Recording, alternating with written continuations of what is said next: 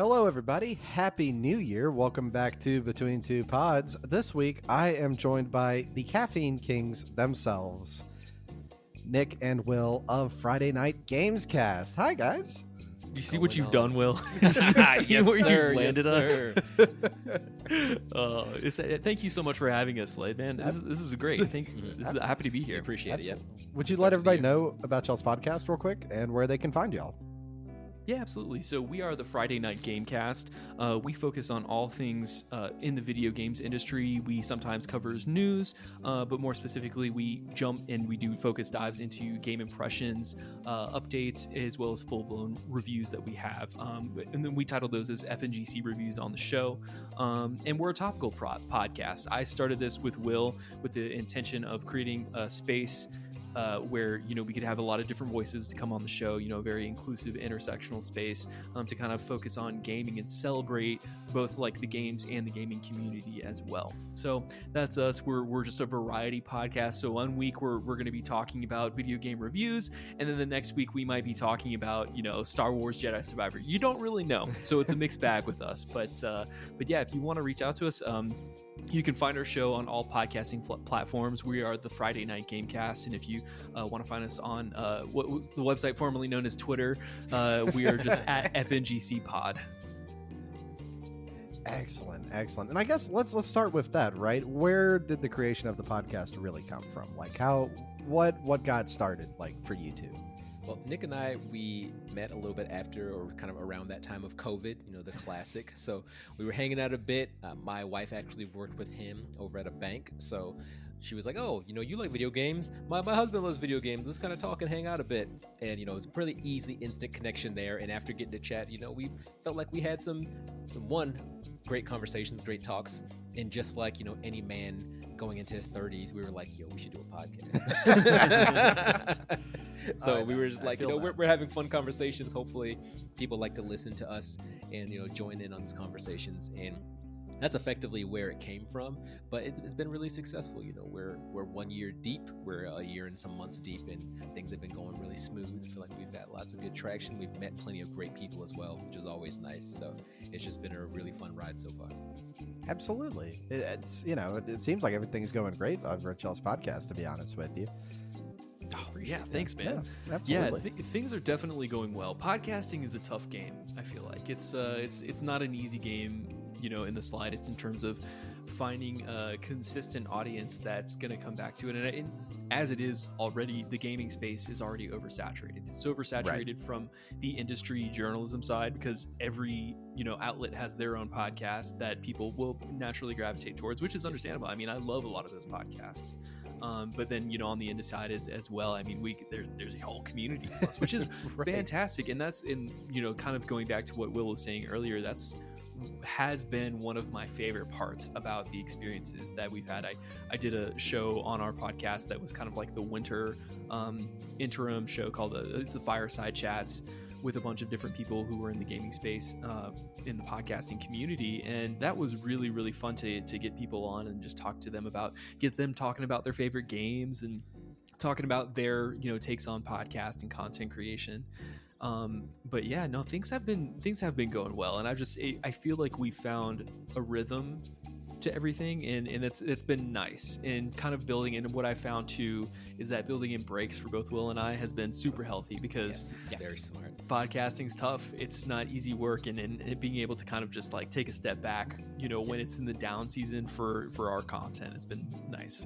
Oh, absolutely. Well, you kind of threw me a little softball there, but what to you, we kind of talked about this a bit prior to recording. What do you think the hardest thing is in podcasting? Yeah, honestly, I think the recording part is probably the hardest part. Is like the recording really, it's not really a slog because we do have fun when we actually get in, but so many times we'll be sitting there at the beginning of the week like, okay, we're going to talk about this topic, and we're like, all right, we got to fill out the doc. And normally we record on Sundays at this point, but it'll be Friday, and we're like, yo, we got to fill this doc out. Like we have to get it together. But it's fun. The good thing about Nick and I is that one, we're just really good as far as the overall banter, which is why our episodes go so long. We'll write like a nice, quick and clean 90-minute episode and fill it with 45 minutes of other things. Just absolute so it balloons out. Yep. So it's always nice when we get to the point where we can just kind of chop it up, because that's like the strength. But I'll say right in the dock, and then while I don't do it, I will say this is hard is the actual editing on the back end. And I'll let Nick speak to that, since he is the editing master. He is the king behind the computer. Every time he's in there like talking about it and looking at it, I'm like, look, I'm so happy that you know what you're doing here, and that you understand how this works, because this is all Greek to me. Like I'm the face. I'm just the pretty and the voice. And then he's like the mastermind behind it all. He's the reason why we sound so good and so crisp, and all the music that comes in is so nice.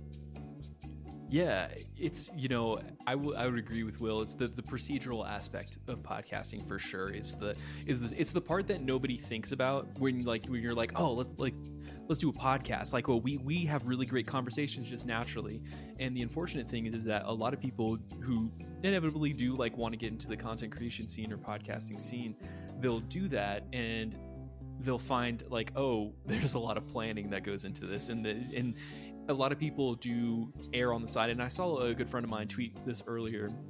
He was like, oh, people get surprised when they don't get an audience, or they struggle building community because they're making content for themselves as opposed to an audience. And that's been something that I have definitely tried to reverse my mindset and reverse my thinking on here recently, is just thinking about, what is going to play well for people who want to listen to us? What is something that people want to seek us out for in return for? That's the big piece, is that, you can do well. You can have episodes that are going to get hundreds of downloads, but if you can, it's tough to keep that cadence up if it's not continuously growing. So thinking about gaming the system has been a little bit hard for me, because it's I want us to be our full, wholly authentic selves.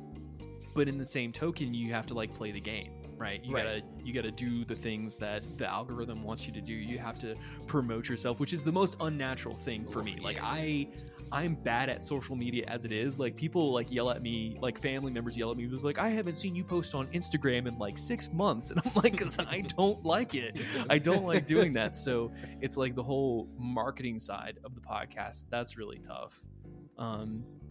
But yeah, and then finding that balance, that consistent, kind of that perfect medium of the content of stuff that you really want to do, but something that will do well. That's pretty tough. Trying to find it. Right. I mean, you can never really predict either what the algorithm is going to say. Yes, this is the best thing ever. Yeah. Here's what we're going to show everybody. The almighty algorithm god just does what it wants to. Yeah. I had a photo a while back just blow up of the generations of Xbox controllers, and the whole comment thread was, your controllers are dirty, please clean them. And I'm like, well, they've been in a box for a year or so yes, they are dirty. You are correct. I'm not denying it, and I didn't clean it before the photo. I didn't think this would blow up. The internet is so quick to call people out, regardless of whether or not it's justified. That's the thing too, is managing that. But God, that's funny. I thought so as well. So in y'all's podcast, right, who would be your dream guest? Who would you love to get to sit down with for an episode? What's the topic of the episode? Oof, that's a great question there. I mean, one of my favorite shows that I've done, and one of our best shows, we had Jill Grote from the Indie Informer, and she's a former Game Informer, reporter on the show, and her thing is indies, and we got to talk to her about indies. And I mean, if we were able to do that, that would be absolutely incredible. And we got Dave Jackson on the show to talk about Dark Souls. I mean, that's like his thing, right? That's the peak, right? If I were to say I'll let you go after this, Will, because I want to hear what you have to say. But I would say for me, the perfect guest, or a dream guest that I would have, would be somebody that would be somebody that's in the industry, and then we would just talk about how to break into the industry. And it would be somebody if I were to get Greg Miller on the show, that would be amazing. Ooh. If I were to get Lucy James on the show, that would be incredible. I think one of my favorite journalists, I think he's the editorial manager over at GameSpot, Timur Hussein. I don't know if you're familiar with his work at all. He's absolutely incredible, and I would love to get him on the show and just have a technical breakdown episode of how do you write about video games, and getting somebody like that in there. That would be really fun.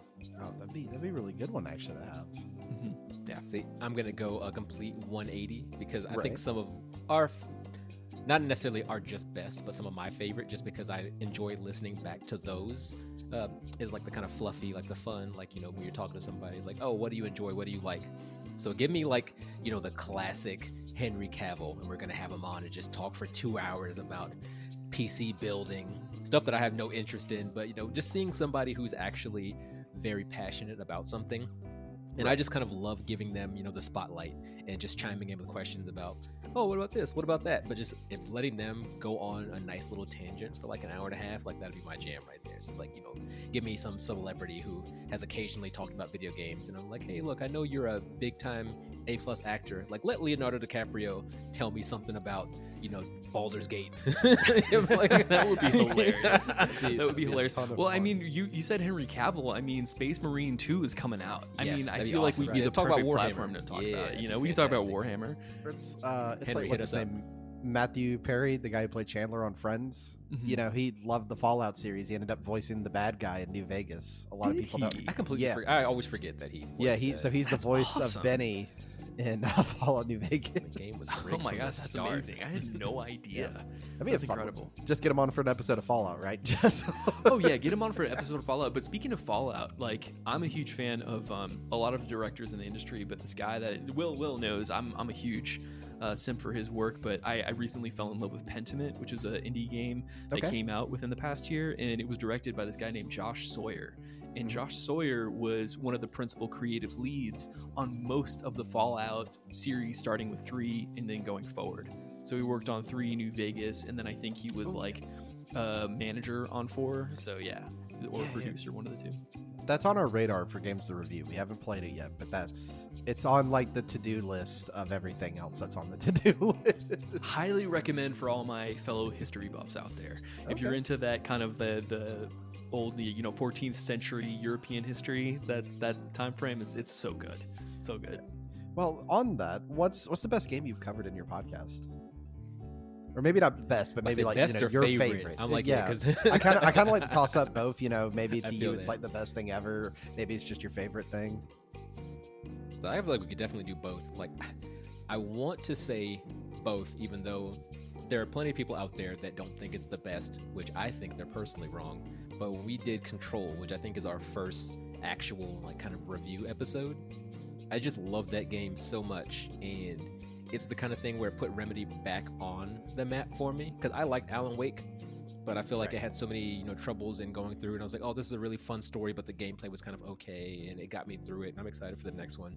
And I play Control, and I would say from like the first 2 hours in, I was like, okay, I'm along for the ride. Like, let me go ahead, give me more service weapon upgrades, give me more abilities. Love Jesse Faden as a character. I dig the whole kind of Twin Peaks. Everyone's a weird acting semi-creature. Even the humans, I'm like, are you wearing a suit? Like, you're not really acting fully human. But it's just, I've enjoyed that game so much.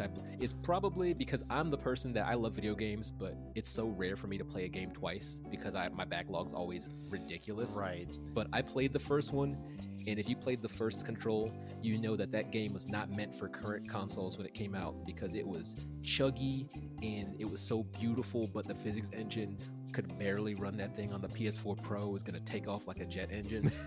So when it finally came out and they had a PS5 upgraded version, I played through the whole game again and the DLC, and it was so buttery smooth, and I was like, this is like the best thing I've played twice of within maybe a year or two of it coming out. Right. So like this is how it was actually meant to be played. 100%. I'm like, oh, this is the definitive version.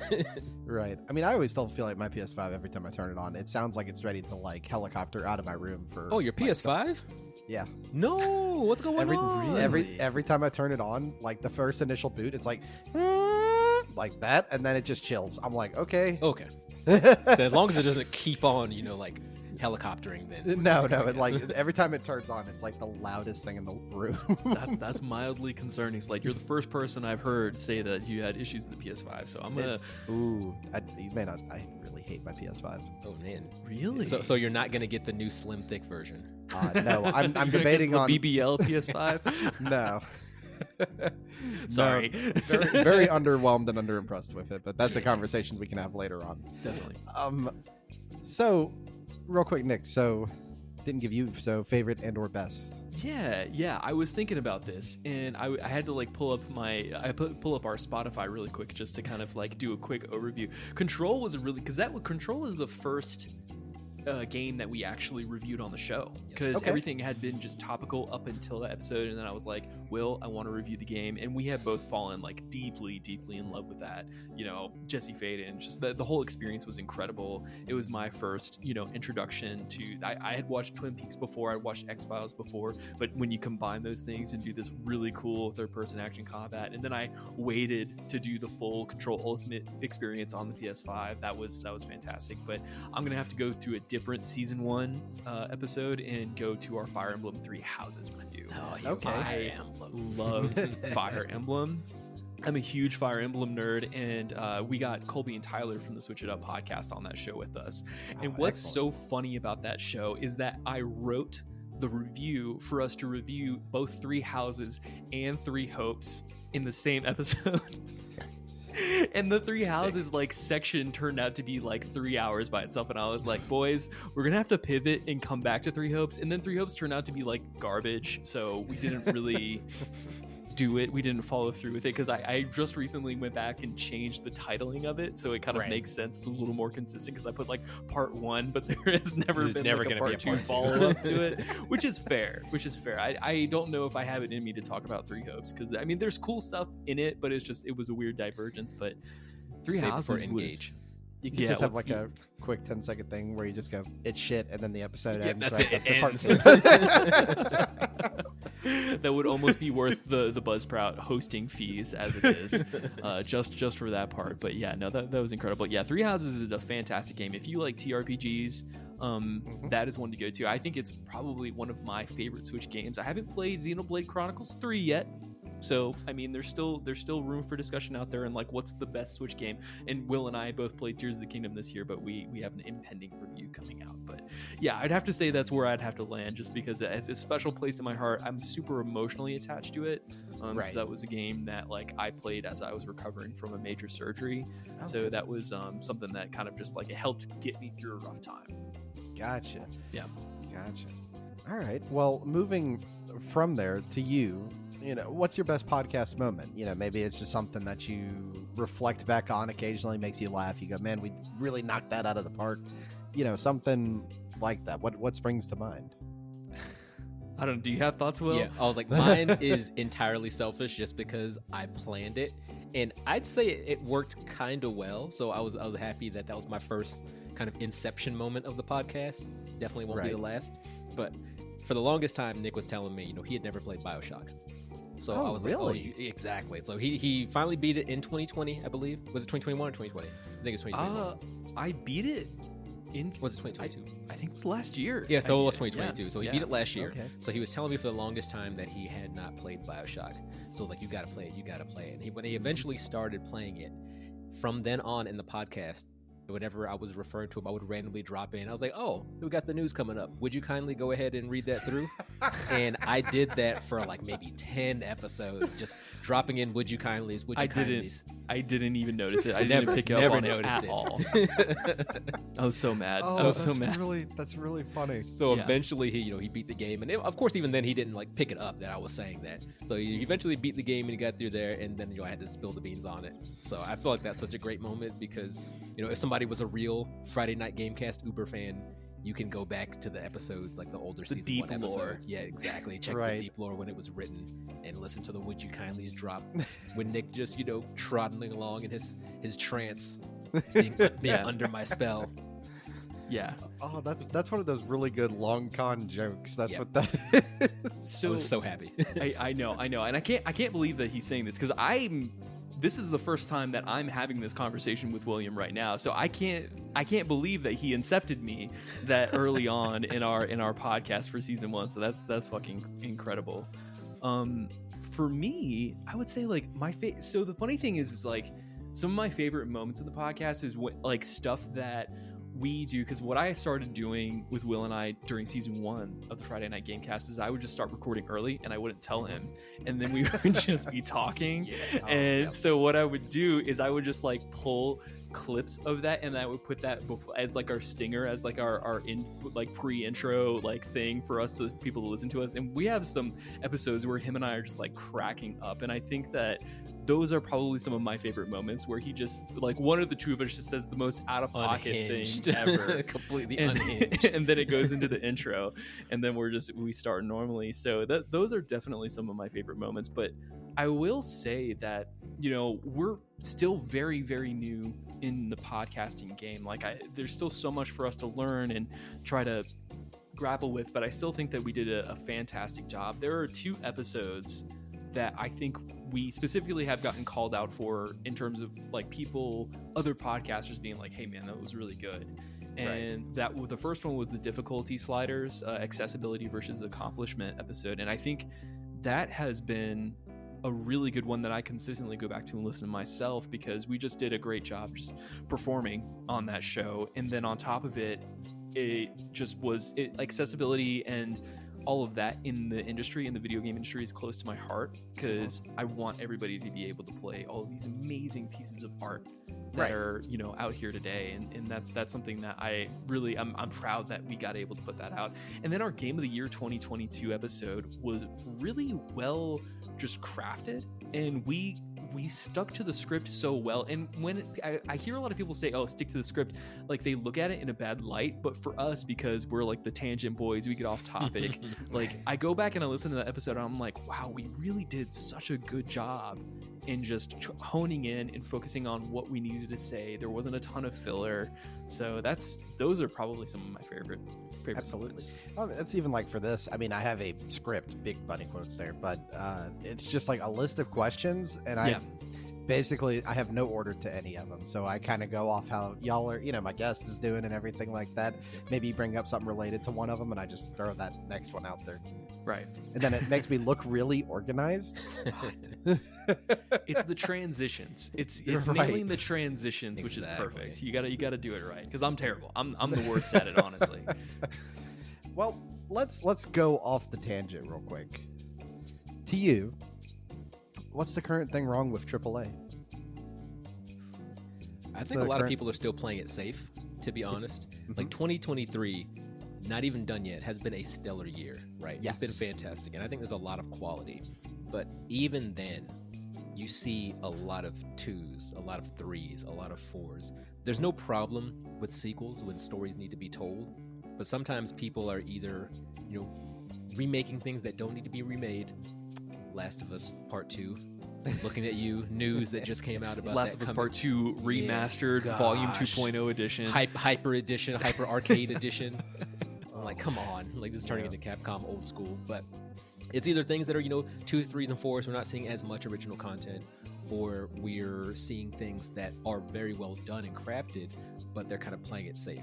Like, this is 100% going to be a super hot take, and this is no means a dig on the quality, because the quality is there, and I love that game. But RE4 is a fantastic video game. The remake is incredible. But I mean, at the end of the day, it's really an action game that didn't do anything new. It made the fights look really, really good, and some of the fights are slightly different. But if you're sitting there telling me that it broke the mold with something, it didn't. It's just a super polished video game, and I love it. It's in my running for Game of the Year for 2023 because it's really good. But if I'm going to put it up against, you know, these cooler games that are coming out in the indie space, is it better than them on paper? Like, sure, maybe it's better than Dredge. You know, it has more production value and quality. But I see people playing. Really good, though. I see people playing Dredge. I see people playing Dave the Diver. You know, I see some of these indies, even something like, you know, no, I'm not gonna say that because that's a super hot take. But I see people playing these very, very fun games that don't have as much budget, but you see that there's probably a little bit more like, okay, we got to be creative because we don't have millions of dollars to throw at this. And I just want to see that translated more into the AAA space. You know, people are probably going to say something similar to about like Larian's Baldur's Gate 3, right? It's a game that has a 3. I know it's not connected directly to 1 and 2 as far as you're continuing from the ball spawn again, but it's in that same world. It's still a, you know, CRPG, but there's a lot of love, and they put so many small details and crafted details into there. And I don't want every game to be 500 hours like Baldur's Gate 3 is, but I want that level of like love and quality. I want, if I talk to a cat in a video game with speak to animals, I want it to give me bespoke dialogue. It's like, tell me something about your owners that's pissing you off, because that's really cool to me. I was talking a lot of trash about it earlier this year, but the more I play like Tears of the Kingdom, I'm sitting here, it doesn't do anything super outrageous other than some of the powers from Breath of the Wild.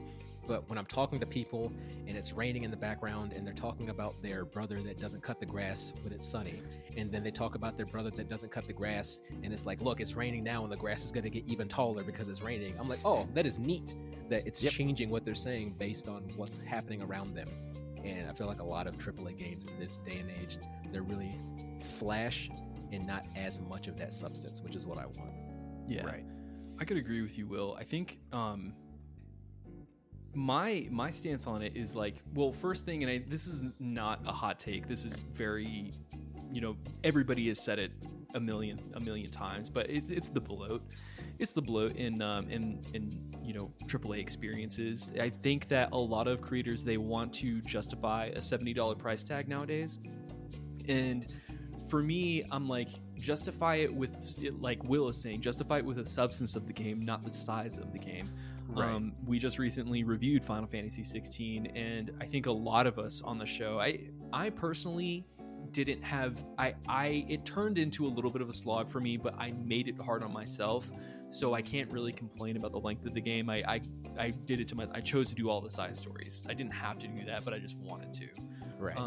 And I think that there are situations where it's like Will was playing Horizon Forbidden West in the beginning of 2022, and he spent 35 hours in the Daunt before he even made it into the main section of the game. And it's just like, and he did it because he wanted to, right? So, and I think that's what happens with a lot of players, is that if you give them that open space, you give them kind of this open world that's unfocused, they can lose hours, and sometimes that can be a great thing. Sometimes people love losing. I mean, that's one of my favorite parts about video games. Is the escapism aspect of a lot of these new sci-fi fantasy experiences. And same thing with Final Fantasy 16. It's a less open world, less escapism, but still, it was a long experience. It was drawn out, and it wasn't edited in a modern way. Right, so you see games in like Capcom's been doing really good recently in terms of like their design that they're putting into the games. They're very modern, they're very cutting edge, I think.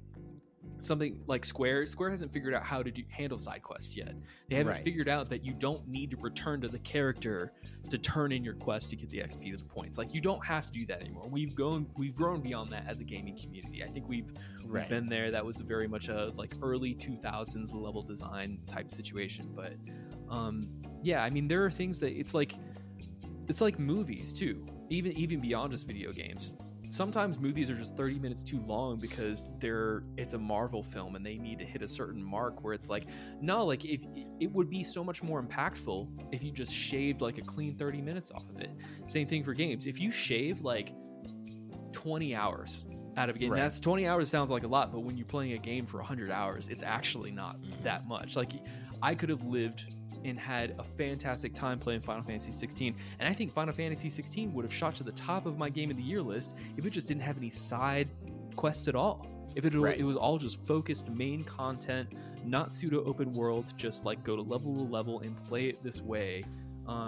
I think that they need to do that. But then also, it's just, you have a lot of creatives who are working in the studio and they have certain visions on the way they want to be, and then it's complicated. Making games is complicated because then they have a board of directors that they have to answer to, say, well, hey, like, this doesn't, they don't have level upgrades, they don't have, equipment that you can, attach to a character. Like, why is that gonna resonate with the community? And so you have a lot of voices in a room that are making AAA games these days that make it harder for, I guess, auteurism or a focused creative direction that's going to get to what Will was talking about, that substantive gaming. I think that's kind of the main problem for me. It's like, if you took Lucas Pope, the guy who made Papers, Please, Return of the Obra Dinn. Yep. Like, if you sat him down and Yeah, if you sat him down though in the Ubisoft office and he pitched that, they'd probably just throw him out the building, you know? Oh, yeah. Oh, Ubisoft. yeah. Yeah, for sure. Yeah. They'd be they'd like, be where's like, my skill trees? Yeah, where's my tower to climb up and figure stuff out from, right? Where are the You know, bandit it's- camps?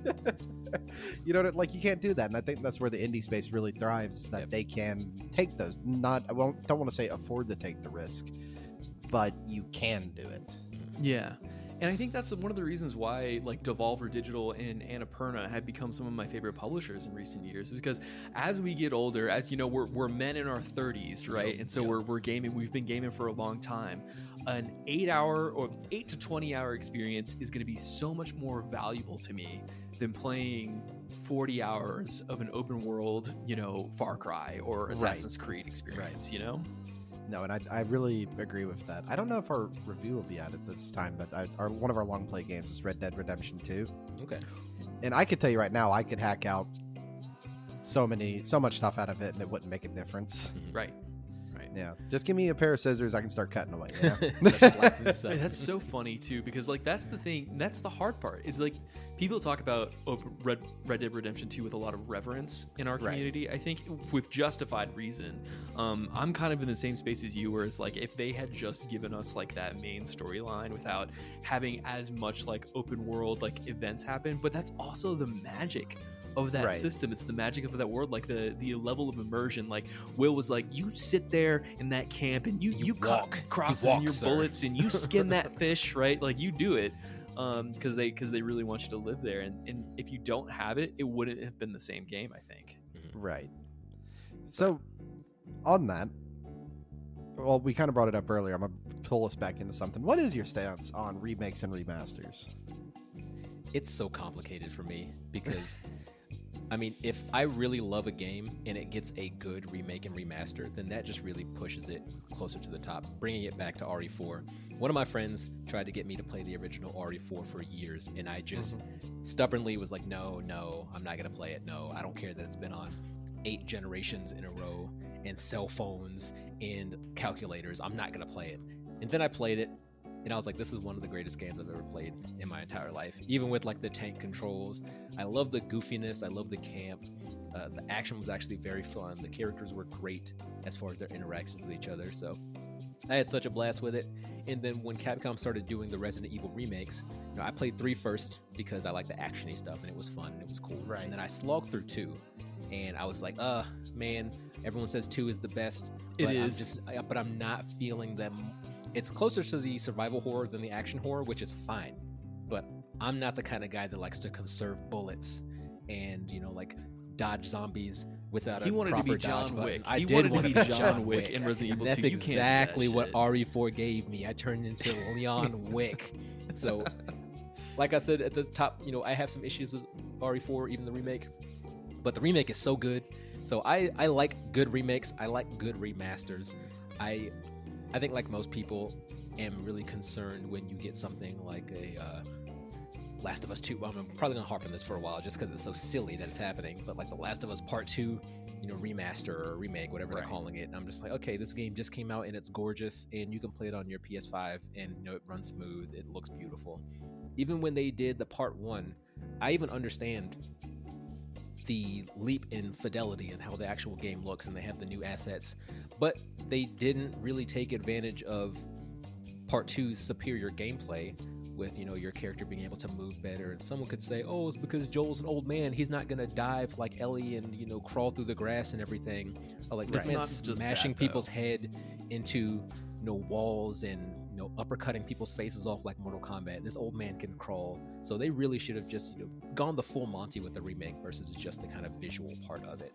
And that's just where it gets me, is when things feel like it's not even that they're just going for cash, but they're just throwing it out there because they know that, you know, folks are gonna, people will buy it. Yeah, they're gonna pick it up, and then they're gonna talk about it, and maybe it coincides with a TV show or something. And it's, once again, super complicated, because I used to love back in the day, oh, you get the Lord of the Rings movie and then you get the Lord of the Rings video game, and it was so cool. But those are so few and far in between now. You know, I'd be a lot more happy with something like that versus a straight up remake or a remaster of something that doesn't necessarily need it. Right. Right. I'd actually go as far as to say we really don't see the licensed movie or TV game, that directly follows the movie or show anymore. Well, the Avatar's game's coming out, but I am not playing that. You no, couldn't I'm put not a picking gun it to up. my head and make me play that game. I mean, I'll play Avatar Airbender or Blue People? The Blue Blue People. People. Yeah. It's an Ubisoft joint, right? Yep, it's a Ubisoft Avatar game. James Okay. Cameron just needs to stop. Just He stop. needs Just to stop. We're done. We're I still done. gotta watch the new one. It's on HBO Max, right? No, you don't. It is on HBO, and you haven't watched it yet, I haven't have you? watched it Because yet. you No, I don't have need to. I don't know anybody who has watched it, to be honest with you. And yet it made $2 billion. Riddle me this, Batman. Who? Riddle me this. I haven't heard a single person talk about that movie. It's that China money. It's the China It probably China is, economy. TBH. China economy, yeah. I think remakes and remasters are really tough. We don't really see much remasters these days. I feel like people just err on the side of like remakes have been a much more commercially viable vehicle for Right. a lot of publishers and developers because they're like, oh, gamers want this. This is what gamers like, and they've just gravitated towards that in general. I mean, we've seen things like the Alan Wake remaster and a few other things, and like exactly like what you were saying earlier, Will. It's like the Last of Us Part 1. It is a remake because they did work on honing in a ton of incredible accessibility features in that game as well, but like, and they worked on rigging and they did a lot of stuff that was way better. They made it a much more viable game than the 2013 edition for the PlayStation 3, and it I would argue that it needed it. I am also on the fence that like what did bug me about, and I know it's beyond Naughty Dog, but Naughty Dog's kind of the easy kind of topic to land on here. I didn't actually like the new excuse me. I didn't like the art design that they put in part 1, in the part 1 remake. I just felt like the art design that was in the original The Last of Us Remastered Edition was perfect, and it captured those characters' energies and their dynamics and their personas so well that this new kind of like very sleek edged, typical like Sony motion capture, like high fidelity like modeling that they did on both Ellie and Joel, basically all of the main characters. I mean, I like that they made what's her name, Trish, or Trish in the beginning. I don't know if that's her name. It's like Joel's love interest in the very beginning of Last of Us Part 1. They made her look like a 40-year-old woman instead of like a 25-year-old with a halter top. That's good, right? But I think that when it comes down to situations where people are starting to do remakes and remasters, I want the industry to like listen a lot more to the community in terms of reviving it, because I feel like the most important piece, regardless of whatever it is when they're remaking or remastering games that are coming from like PlayStation 4, Xbox, One generation, there are so many gamers that want some of their classic like favorite retro titles to get love and to get honor in this like with the awesome technology that we have on the PS5 and the Xbox Series X and modern PC gaming. Like, and I feel like if people were able to go back and do like one of Will's favorites like Power Stone, or if Capcom were to go back and actually do the game, what is it, what am I thinking of, Will, the dinosaur game? Turok? Dino Crisis. Dino Crisis, right. If they were able to do something like that, I feel like it would be just so much more meaningful to people who have been waiting for things like that, as opposed to remaking or reinvesting money into already successful franchises and reintroducing some of those really great titles in the game. And I'm sure that these companies have data. They have analytics to say this is going to perform well in today's modern community or not, and they're going to look at that and make a judgment call on whether or not it's gonna be something that will actually work with today's audiences. But I feel like that it works, but the most important part is just game preservation. And I feel like that publishers and developers need to realize that if we do want to preserve some of these games that and make them accessible and bring them into the future that aren't mainstream franchises that are wildly successful, that are first party Sony or Xbox titles, we need to start bringing some of those forward and reinvesting in that. And that's what I would want to see, but I think that's the important part about it. Yeah, also, it's Tess. I'm fake. It's Tess from last. Yeah, it was something with a T. We were almost fake. there. It was Tess. Yeah. Good. I sit there in the angry camp that they can remake, The Last of Us 12 times, but I can't get one for Jack and Daxter. So let's talk about it. That's what I'm saying. That's what I'm saying. Where's my Sly Cooper? Fall of Man. Like, I never got to play the what was it? The games. Yeah, and I know that Insomniac is now actually on like making Marvel games. But what was it, the superhero game with the lightning dude who was jumping around cities? Infamous. I never got to play Infamous. I want to play Infamous. Yeah, they also have Ratchet and Clank, which they've done a game on the PS5 for, but nothing really else. Yeah. So Second Son still holds up though, so you can play Infamous. It's Does not it hold Lightning up? Guy, but it's still a fun game. Okay. Gotcha. So, real quick, I'm gonna give y'all a opportunity. Who's your favorite indie podcast? Who are we listening to?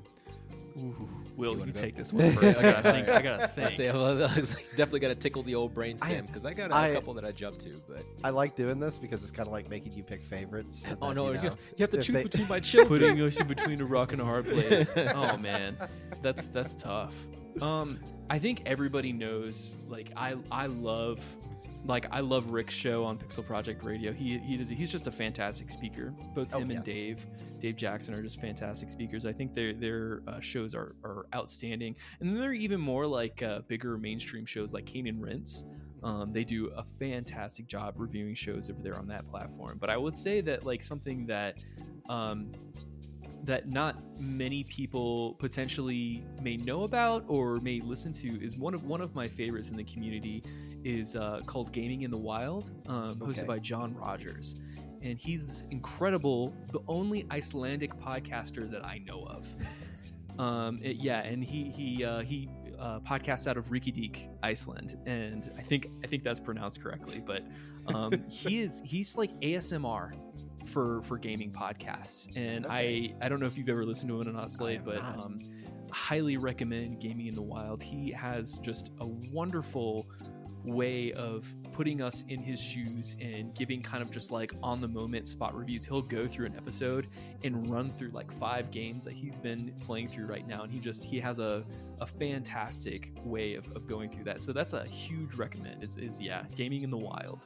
Gaming in the Wild. Mm-hmm. Will, who we listening to? I will say, as somebody who tends to listen to podcasts either in the car or at work while kind of knocking out spreadsheets and doing other fun things, there are lots of good, long, sprawling podcasts, and I do love to try to pay attention as much as possible, but this 2023 TikTok-addled brain can only handle so much. So I've been just being 100% honest from someone who I've listened to just really consistently.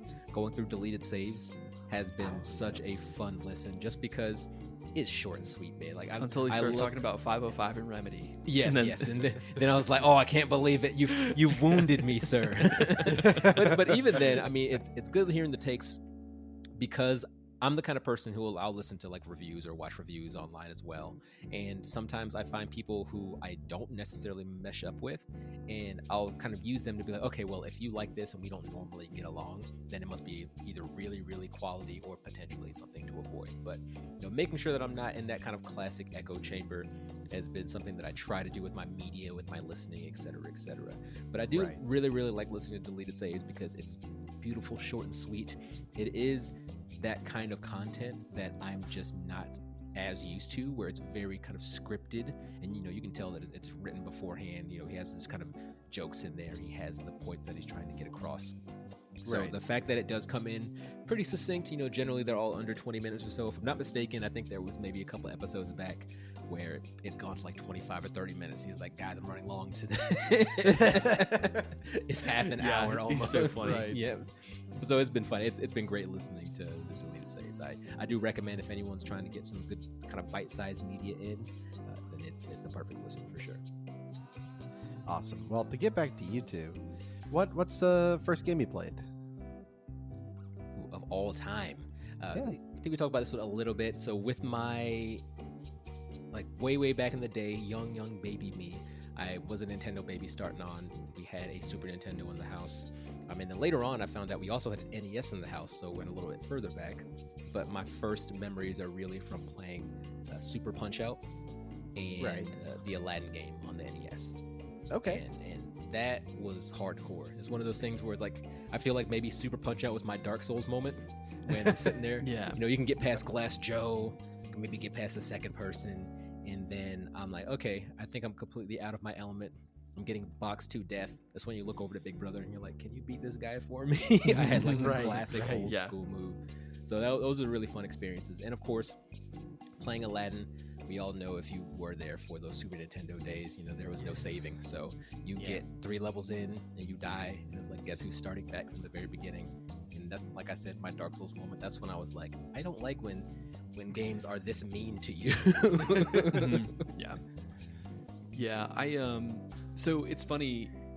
It's hard to say because I started gaming like on multiple things all at once when I actually started picking up video games. So it's hard to put down like which came first. A contender of like maybe one of the first was Pokemon Blue. That might have been the first, because I think like birthday number 6 or 7, I got my purple Game Boy Color for that birthday, which was a super memorable gift and present. And I didn't understand what overwriting save files meant, so I started from the beginning like every time, and I like tried to talk to my dad, and he didn't know either, which was very funny. But like my parents were very anti-technology growing up. They like limited my screen time pretty severely. They were like, you get like 20 minutes a day, and then like that's it. And then eventually my dad had a guy who was working in a pool business at the time, and he had this Italian guy named Vitali who gave my dad his old NES and a bunch of games, but I didn't understand how it worked at that point, and my dad didn't really care. He was just like, here you go, it's a video game console, mess around with it. But I think what I will say is that the first game that I truly played and was like, I have to play this, was I went over to a friend of my parents' house. His name's Barry, actually. He recently passed away a couple of years back. And he going over to his house, he had the first Nintendo 64 that I had ever seen. And on his screen at his house, he had F-Zero playing. Okay. And so I picked up the controller and I started playing F-Zero. I think it might have been like F-Zero X. That was what they made for the N64 at that time. And then after that, he turned on The Legend of Zelda Ocarina of Time for me. Oh, man. Yeah, and so Ocarina was probably the first game that I took seriously in terms of like actually playing a game and understanding it. And then I kind of got deeper and deeper into Pokemon, because what kid in the 90s at age like 6 and 7 didn't get into Pokemon at that age? I guess we're all, similar age cohorts on the show here, but it was between those two. Okay, very cool. Guys, I gotta tell you, well, 2 things. 1, I was the kid who didn't get into Pokemon. 2, are you a Digimon kid? Neither. I just didn't get it. That's it flew over my head for whatever reason. Different breed. Yeah, apparently I got big into Tamagotchi kid. I got big into Yu-Gi-Oh during that time. Hey, but respect Yu-Gi-Oh. Yeah. Yu-Gi-Oh's sick. So the other thing is, we only got 3 questions. Okay. That's it. And then this torment of me asking you questions is over after that. So we know your first game, but what's your favorite game of all time? Oh man, you're really having us pick babies now. Goodness gracious. Yeah, you choose your children. Choose your children, Will. I hope the rest of your library is looking like, pick me. So I always struggle with this question, just because, and that's okay. I mean, I can pick a game. Fine. And I can say like this is like my favorite game of all time, but it's like always going to change, right? One week it can be this game, the next week it can be an answer that I have given to this question a lot has been God of War 2018. Okay. That game is perfect on a lot of fronts for me. I just really like Cory Barlog as a director.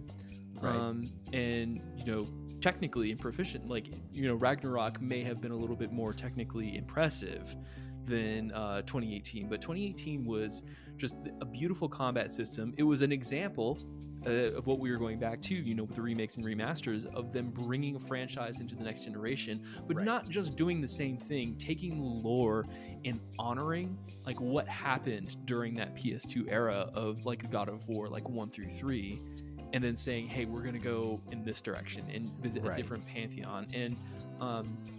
And people criticize Sony as being just like all their characters are just, they have mommy daddy issues, like all of their games are just sad dad simulators, and that's valid because at the end of the day they're not wrong, but God of War told a very poignant and touching and emotionally fulfilling story. That's something that I think it was important about that game that was different from The Last of Us, because The Last of Us had a lot of good And people can criticize Naughty Dog and Neil Druckmann and his writing team for, you know, the agenda that they put in their games. But at the same time, I feel like the difference between The Last of Us and God of War for these, you know, Sony first party titles is the fact that, like, the relationship between Atreus and Kratos was so emotionally fulfilling, and seeing Atreus go through his like preteen, like rebellious phase, as he's just growing up, as he's like coming into his own as a young man. And then seeing Kratos grapple with, not only is he trying to manage his grief, but he's trying to grapple what it means to be a single father and what it means to be a good father to Atreus. And it's like those things coincided in such like a real and visceral way that like it's a heartfelt story. And I always am just a sucker for those. So I will go for that one for sure. Fair enough. Yeah, and for those favorite video games, like Nick was saying, it's difficult, and I feel like this one's always in the running, but it's not favorite just because of, you know, like the gameplay or the story or the quality of the game itself, but for me, it's really the experiences and just all the memories that come up whenever I think about playing it, or, you know, when I recall playing it. And it's really Halo 2 for me. It is a game that came at like the perfect time. I was the perfect age for it. It, you know, hit right when online was really popping off, so it was my introduction to the highs and lows of online internet gaming, which there are very many highs and very, very many lows. You know, this is before the classic Xbox parties. So, you know, there are plenty of kids out there, maybe some listening now, who it's like, what do you mean before parties? I'm like, yes, you were just whatever somebody was doing, whether they were screaming at people in the background or listening to super loud music, you were going to hear it unless you muted them. This is the Gears of War era of Xbox Live. So it's like, you know, just where you made friends with strangers, where you know, made rivalries and enemies with people that you would see whenever you went into ranked or your kind of player matches over and over again. But joining that, having that clan system where I really had like an online family when I played Halo 2. So we were this group of people, like we were like the evil clan. So of course, you know, it's the evil clan because it's a bunch of, you know, it's funny, it's a bunch of teenagers. Like I was a teenager, but then there were also some like, you know, the 20-year-olds, you know, potentially 18-year-olds in there. So it was just this really, really cool moment in time where like I'm still in high school, very, you know, end of middle school, and I'm interacting with people who were like quote unquote adults, you know, like out in real life. And now looking back that as like a 30-year-old, I'm like, oh, they also knew nothing, right? I looked up to these, you know, 20-year-olds, and I thought they were so adult and cool, and they were just completely, you know, just how I was at 20. I'm like, oh, I'm just, you know, still a kid playing video games, you know, hanging out. Maybe I'm in college, but that doesn't necessarily make me, you know, a quote unquote adult yet. But being able to hang out with them and the experiences even outside of the game, you know, we had a forum that we made. So we would just be chatting along. I'd be in computer class at school, logging on to the clan forum so I can like chat with people out there. You know, we didn't necessarily know exactly where everyone lived. You know, wasn't those like, oh, we're gonna come hang out and do anything. You know, for all I know, I was talking to somebody in some, you know, time zone, like 3 hours, 5 hours from me. But whenever we all got together and played Halo, we'd be sitting in the lobby just chit-chatting, because that was the only way you could talk unless you were near each other with that proximity chat. So we would just chat for hours before even playing anything. And then when you do hop in, you know, you're playing zombies. You're playing, you know, like killer, like Michael Myers, where somebody has their mic on and everyone else is running and they have no weapons and you just have a sword. You know, they're playing like so you have like, you know, Jason, you know, from Friday the 13th, someone kind of chasing you around with a sword, and then we'd hop in with the ranked and we'd be, you know, playing against these other clans and we doing these kind of clan fights and, you know, talking trash just the whole time. And these those kind of experiences that you really hold on to because they're so few and far in between now. Everything's kind of more a battle royale. Every time you see somebody, you're potentially seeing them for the first time, or you hop on with your squad of 5 and then you all stay in party chat and you don't talk to anybody else the whole time. Exactly. It's a completely different world, a completely different landscape, but I just loved it so much and I still hold on to that. I think the closest... Go ahead, Slade. Sorry. I'm about to say the closest you get to that now is like, if y'all played Modern Warfare, you know, the Battle Royale one. Yeah, Warzone. Warzone. Yeah, Warzone? So it's like the after kill, and if they have their mic on, it's always great to hear. What the fuck? Yep. Oh, you son of a! Yeah. I stay away from COD as like a just a general A rule of mental thumb. health I thing. haven't. I really enjoyed Modern Warfare 2, like the original one. But like in general, I just like, and I know I was talking to Will about this. I was like, "What was the last one that you played?" And I think that he said that you played Cold War, but you were like, "That one, it wasn't it. It wasn't it." And so No, you haven't not a really fan. gone back to it since then. But yeah, there's a lot of toxicity that I try to stay away from in the gaming community. We don't talk about it as much just because we want to focus on the positive side and, you know, just forget about the nasty underbelly that is like, you know, Call of Duty lobby chats. But it's almost as bad as Omegle, right? I think for it's so funny that you say that though, Will, about Halo 2, and you didn't even talk about like the cutscenes or Keith David. The fact that that it's man, a great game, but I've played like- experiences every time. like yeah, the first time that I got to play as Arbiter, I was like, what is going on Whoa. right Yeah. now? Like, it's totally just because you're in this like military, like, you know, mindset where it's like, I gotta be John Halo and go and save John the Reno. Spartans and that sort of thing. But then you're like, oh, I'm the Arbiter now. Like, and I will say, Will, well, both of you guys, I'm assuming you both played Halo 2. Yes. Martin O'Donnell and Michael Salvatore made probably one of the most perfect, like, orchestrated scores in video games, and that was the Halo all 2 time. score. I go back and I listen to a lot of video game soundtracks. I mean, people are calling me out on my Bumble profile because it's attached to my Spotify playlist, and they're like, who's Masayoshi Soken? What is the Halo 2 OST? And I'm like, you haven't heard about Martin O'Donnell? Are you still listening to Breaking Benjamin? I am. I sure In am. 2023, absolutely out of pocket. But yeah, oh god, I didn't even remember that moment, the Breaking Benjamin moment Yep. with the hunters. Yep. What was that on High Charity? I think it was on High Charity. I think Yeah. so. God, Gotta love those that are the game. days, right? You could tell a game is that good when it ends on a cliffhanger, but people generally either forget or they don't like use it as an X against the game. It's like, Right. oh, this is obvious sequel bait. It's like, I don't care. That game was fantastic. Crossing the yeah. bridge with 100%. the Scorpion tank for the first time is probably one of the most iconic things ever in a video game. Awesome. Y'all ready for your last two? We're gonna Let's kind go of for stay it. with this, like, right, with your best video game now, or your favorite rather. And one of the things that's going to bring up to me, what always I like to give guests a little hit on this is, like, you know, it's really, to me, the first thing that pops into your head, right, is usually the favorite out of all these. But to you, and maybe your favorites in this category, what makes the perfect game? You know, what is your chef's kiss? Right, What- the one that you won't shut up and you tell everybody they have to play. It's always combat for me. Like, Combat? I'm just like a combat junkie. I love when a game is super fluid, when it gives you lots of options when it comes to your fighting and your movement. Like I will say this because I've always talked about it before. I love RPGs and I love when you can talk your way out of a fight because Yes. like I want to give options when it comes to video games. But if I'm gonna fight, give me Devil May Cry, give me Bayonetta. I want something by Right. Platinum Games where I'm just slicing and dicing, where I'm Yep. you know like doing straight up combos. Like it's so funny because I'm not really good at fighting video games, but for some reason whenever I play like a Bayonetta, I play Devil May Cry, you know, I just kind of get into the flow state and I just have Right. so much fun picking out one mob and it's like, all right, I'm about to bully you with a 50 hit combo.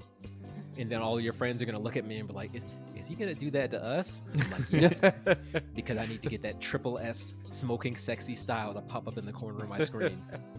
So, you know, yanking them, knocking them up in the air with an air raid, doing 8-hit combos, knocking them down to the ground so they bounce back up, pulling out your devil moves, and then sending them flying across the room, bouncing off a wall. It's just any kind of super fun, flashy combat is what I'm here for when it comes to those action video games, especially. Right. Yeah, for me, I'm like polar opposites. Like our taste profile in terms of gaming is like, I love perfectly like crafted game mechanics like combat and stuff like that. And there's another reason why I went back to like, you know, God of War 2018, because that fighting system is just So good. incredible. And then you get to the Valkyrie fights and it's just like, oh, this is another layer to the game I didn't think was there. But like for me, even more than that though, like I always need context and I always need motivations for why I'm doing the thing. I Right. can't play a video game and it just be like, go fetch the quest, go get the bag from the temple and bring it back to me. Why? Because I said so. No, it's not.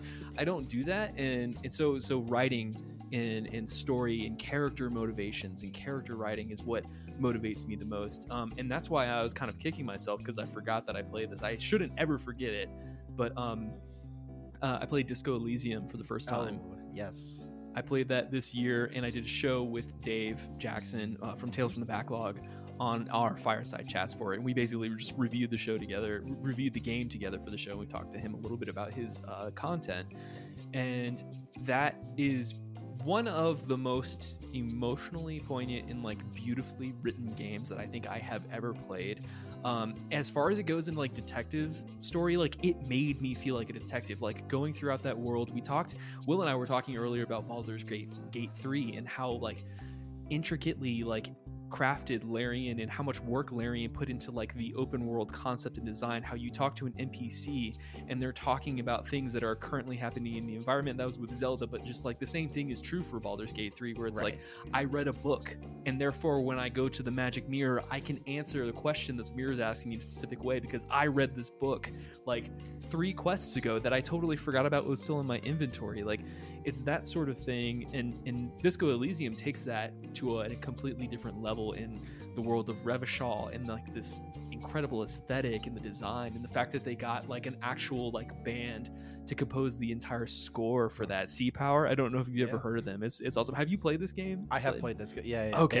Dave and I kind of gushed about it for a bit when I had him on. Okay. Yeah. So we've had a moment. We've already had a moment on the Game Club podcast with it, so I won't go too deep. But yeah, it's definitely the writing too, and it's another reason why, like exactly like Red Dead Redemption 2, we talked about Arthur Morgan being like one of the greatest protagonists in gaming, just because his character writing and the way that they built him up and the way that he played with those dynamics of the gang that he was in throughout that experience. It's just it's so perfect, and it's like those human experiences, finding the human truth in stories that you're telling is something that's really important to me. So that's where I'm at with it. That's what makes a perfect game. Awesome. And here we are, the final question. It'd be more intense, if this was like Hot Ones, where I was making y'all eat spicy wings. We had plans for that, though. Oh, goodness. I want to find somebody I can talk into doing that with me. I think it'd be a lot of fun.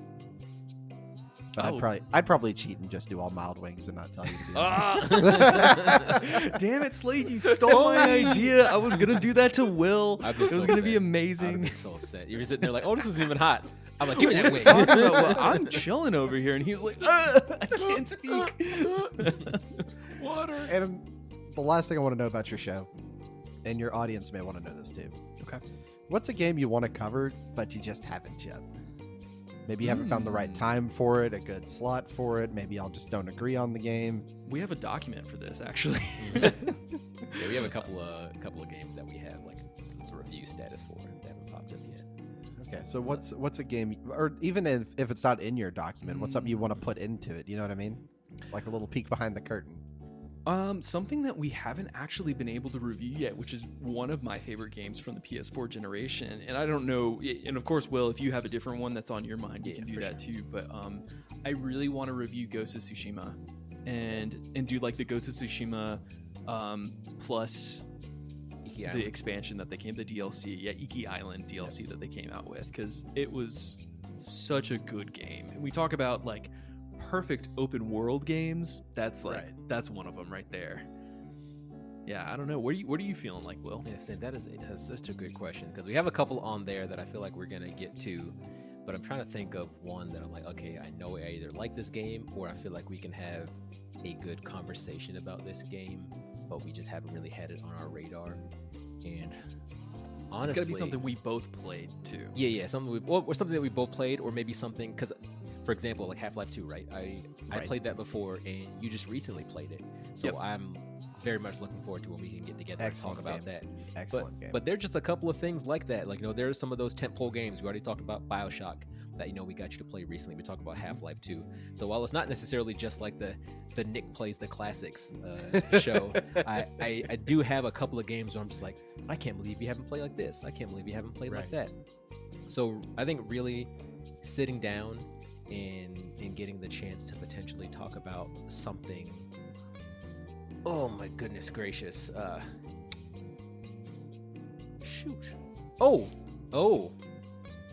It's a game that I can't recall if we talked about you playing, but it's something that's honestly kind of near to my heart, and I would love the chance to do kind of like a retrospective on Fable Lost Chapters.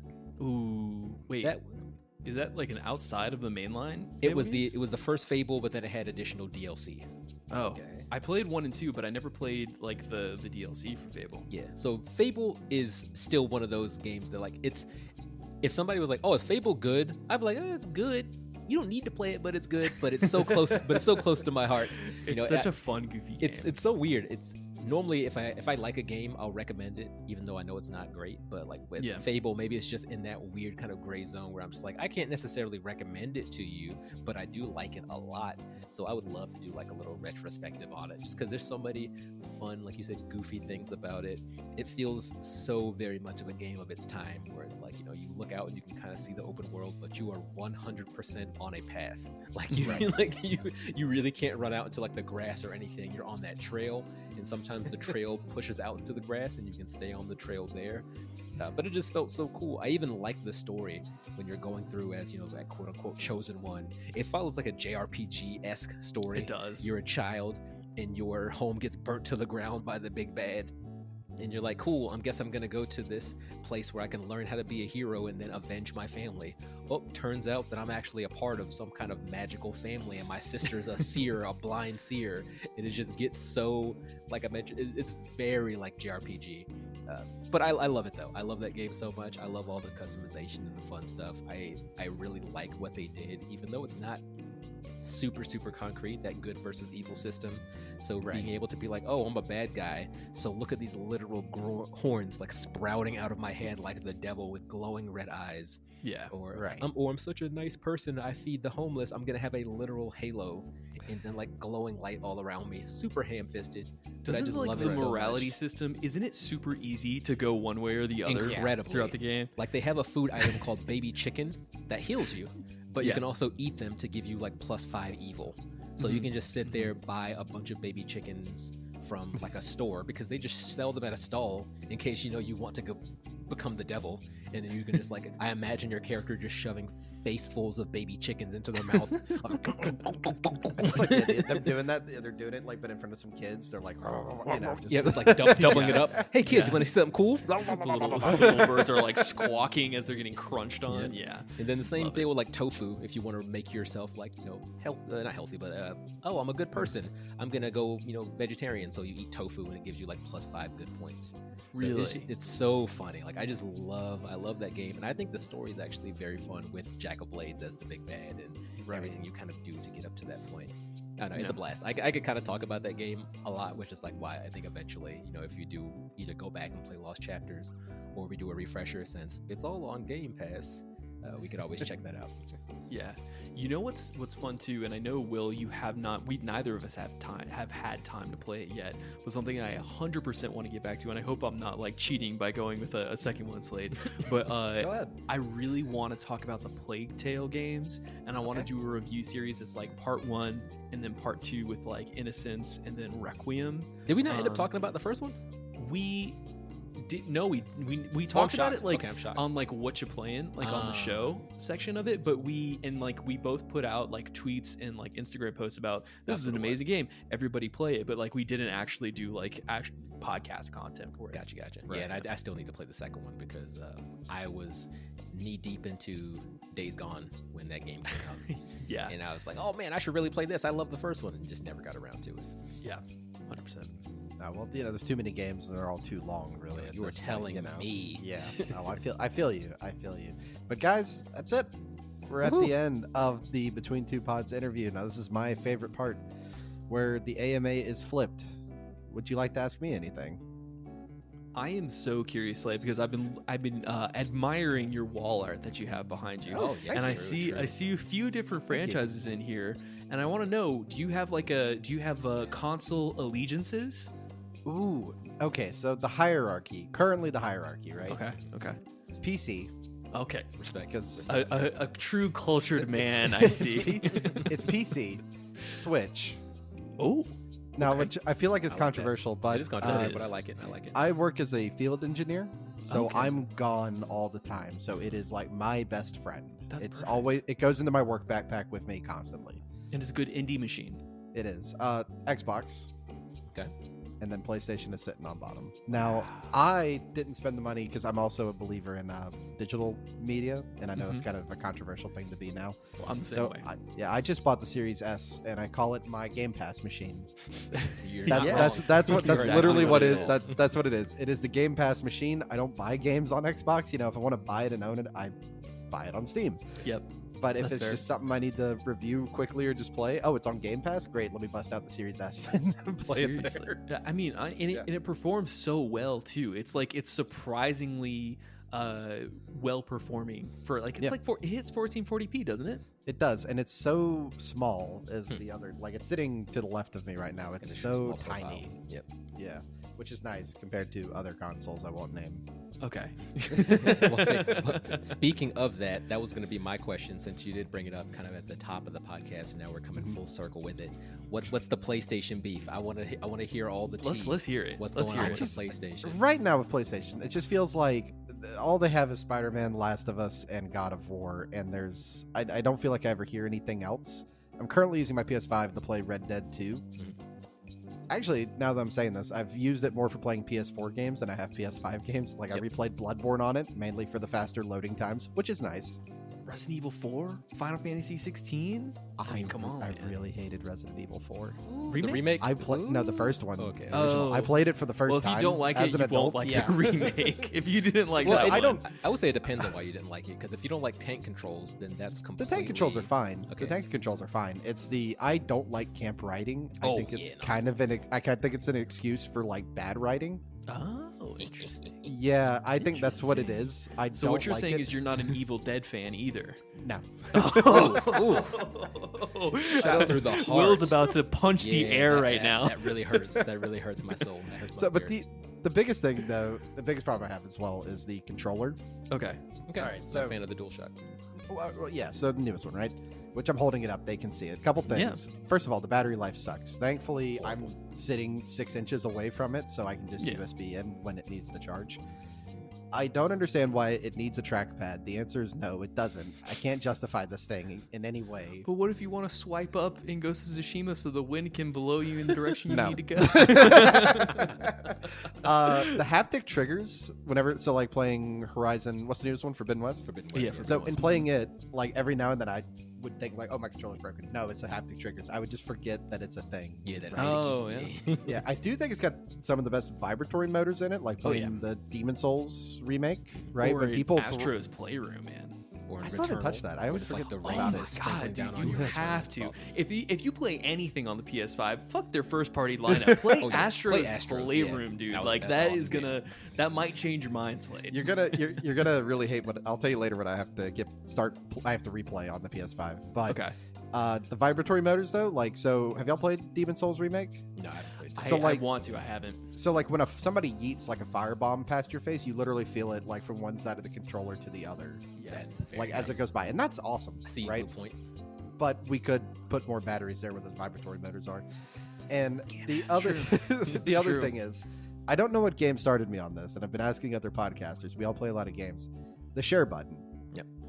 I always assume this is map, Oh, and the yeah, amount that's of fair. times Switch. the amount of times I press this, and it's like, would you like to take a screenshot? I'm like, no, I just want to see the map and where am I going? It's because See, that's that's the what the that giant Xbox middle layout, button. right?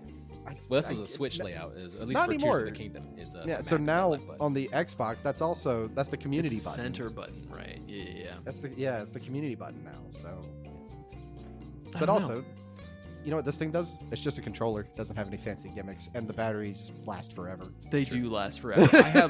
I have the Elite series, and you would think like Yeah. with this and this thing, it's heavy. Like this Right. thing has got some heft to it, and it's got back paddles. You don't have to pay. Well, I paid too much money for this, but it's not $250 worth of controller, which is like, you know, Sony they have their issues. I'm on board with you there, but yeah. I was actually like talking to Will about this too, and talking about like the PS5 Slim that they're doing, Right. The update, and I was like, oh, I could really use a PS5 for the living room, you know, to do the cloud share, that sort of thing. And he's like, don't do it, don't encourage them. And he's Right. I gotta say, the man's when he's right, he's right. Oh, absolutely. Yeah, Yeah, to justify this is crazy. But the little Series S is nice because it's so small. It can fit in my work backpack if I'm hoteling it for a couple of days. I can take it with me. That's another really nice thing. But so it was at one time a PS5 exclusive, and we're reviewing it for October. I have to go quickly play Five Nights at Freddy's Security Breach. Okay. And that's the other thing. It seems like PlayStation, other than a couple of things that they're desperately clinging to, they're losing a lot of their exclusivity.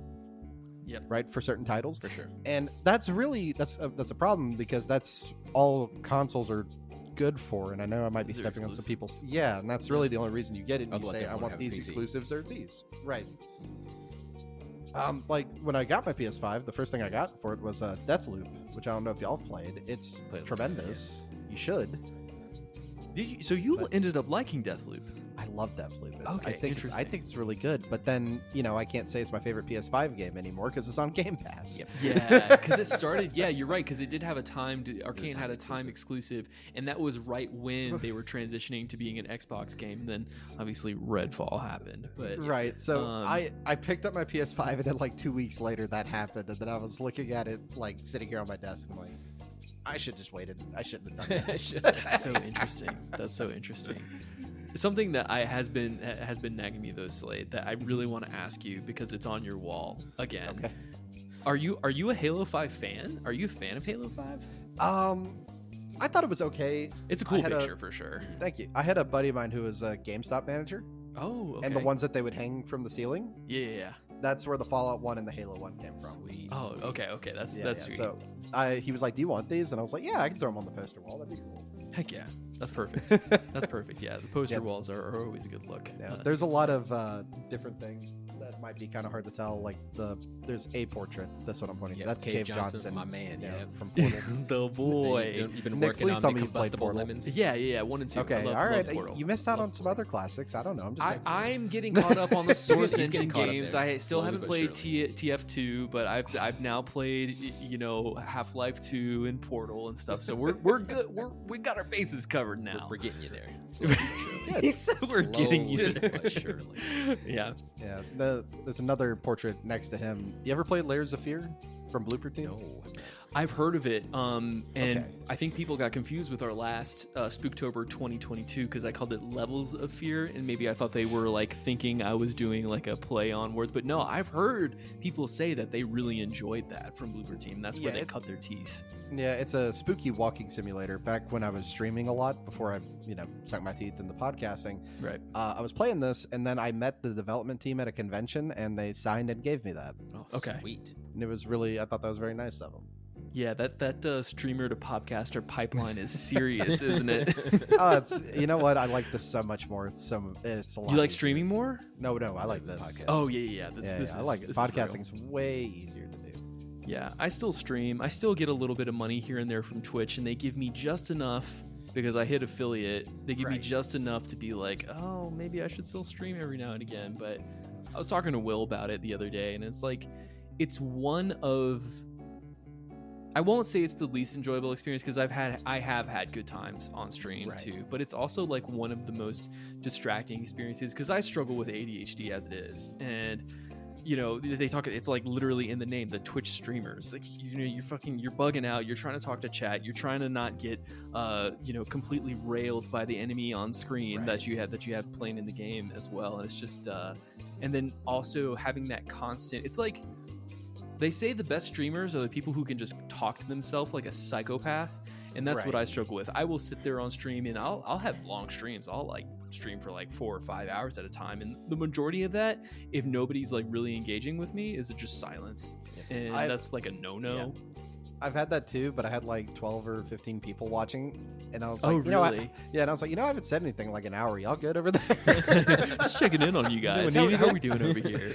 Everybody's like, yeah. I was like, all right, I'm gonna go back to focusing, and everyone's like, okay.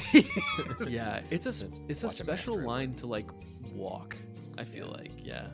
But I would cheat a lot, and I would just get in a Discord call with some friends, and they would talk, and I could just focus on playing the game and chime in every now and then. That was there you go. That's a good one. That's definitely a good one. I've done that before. I've done that before with us, Will, I think. I've jumped on the call before. Yeah. Yeah. I've just used, like, you and Shady both have been on a Discord call with me while I'm playing a game, and then occasionally I'll be like, giving you crap. Yeah, exactly. Talking complete trash.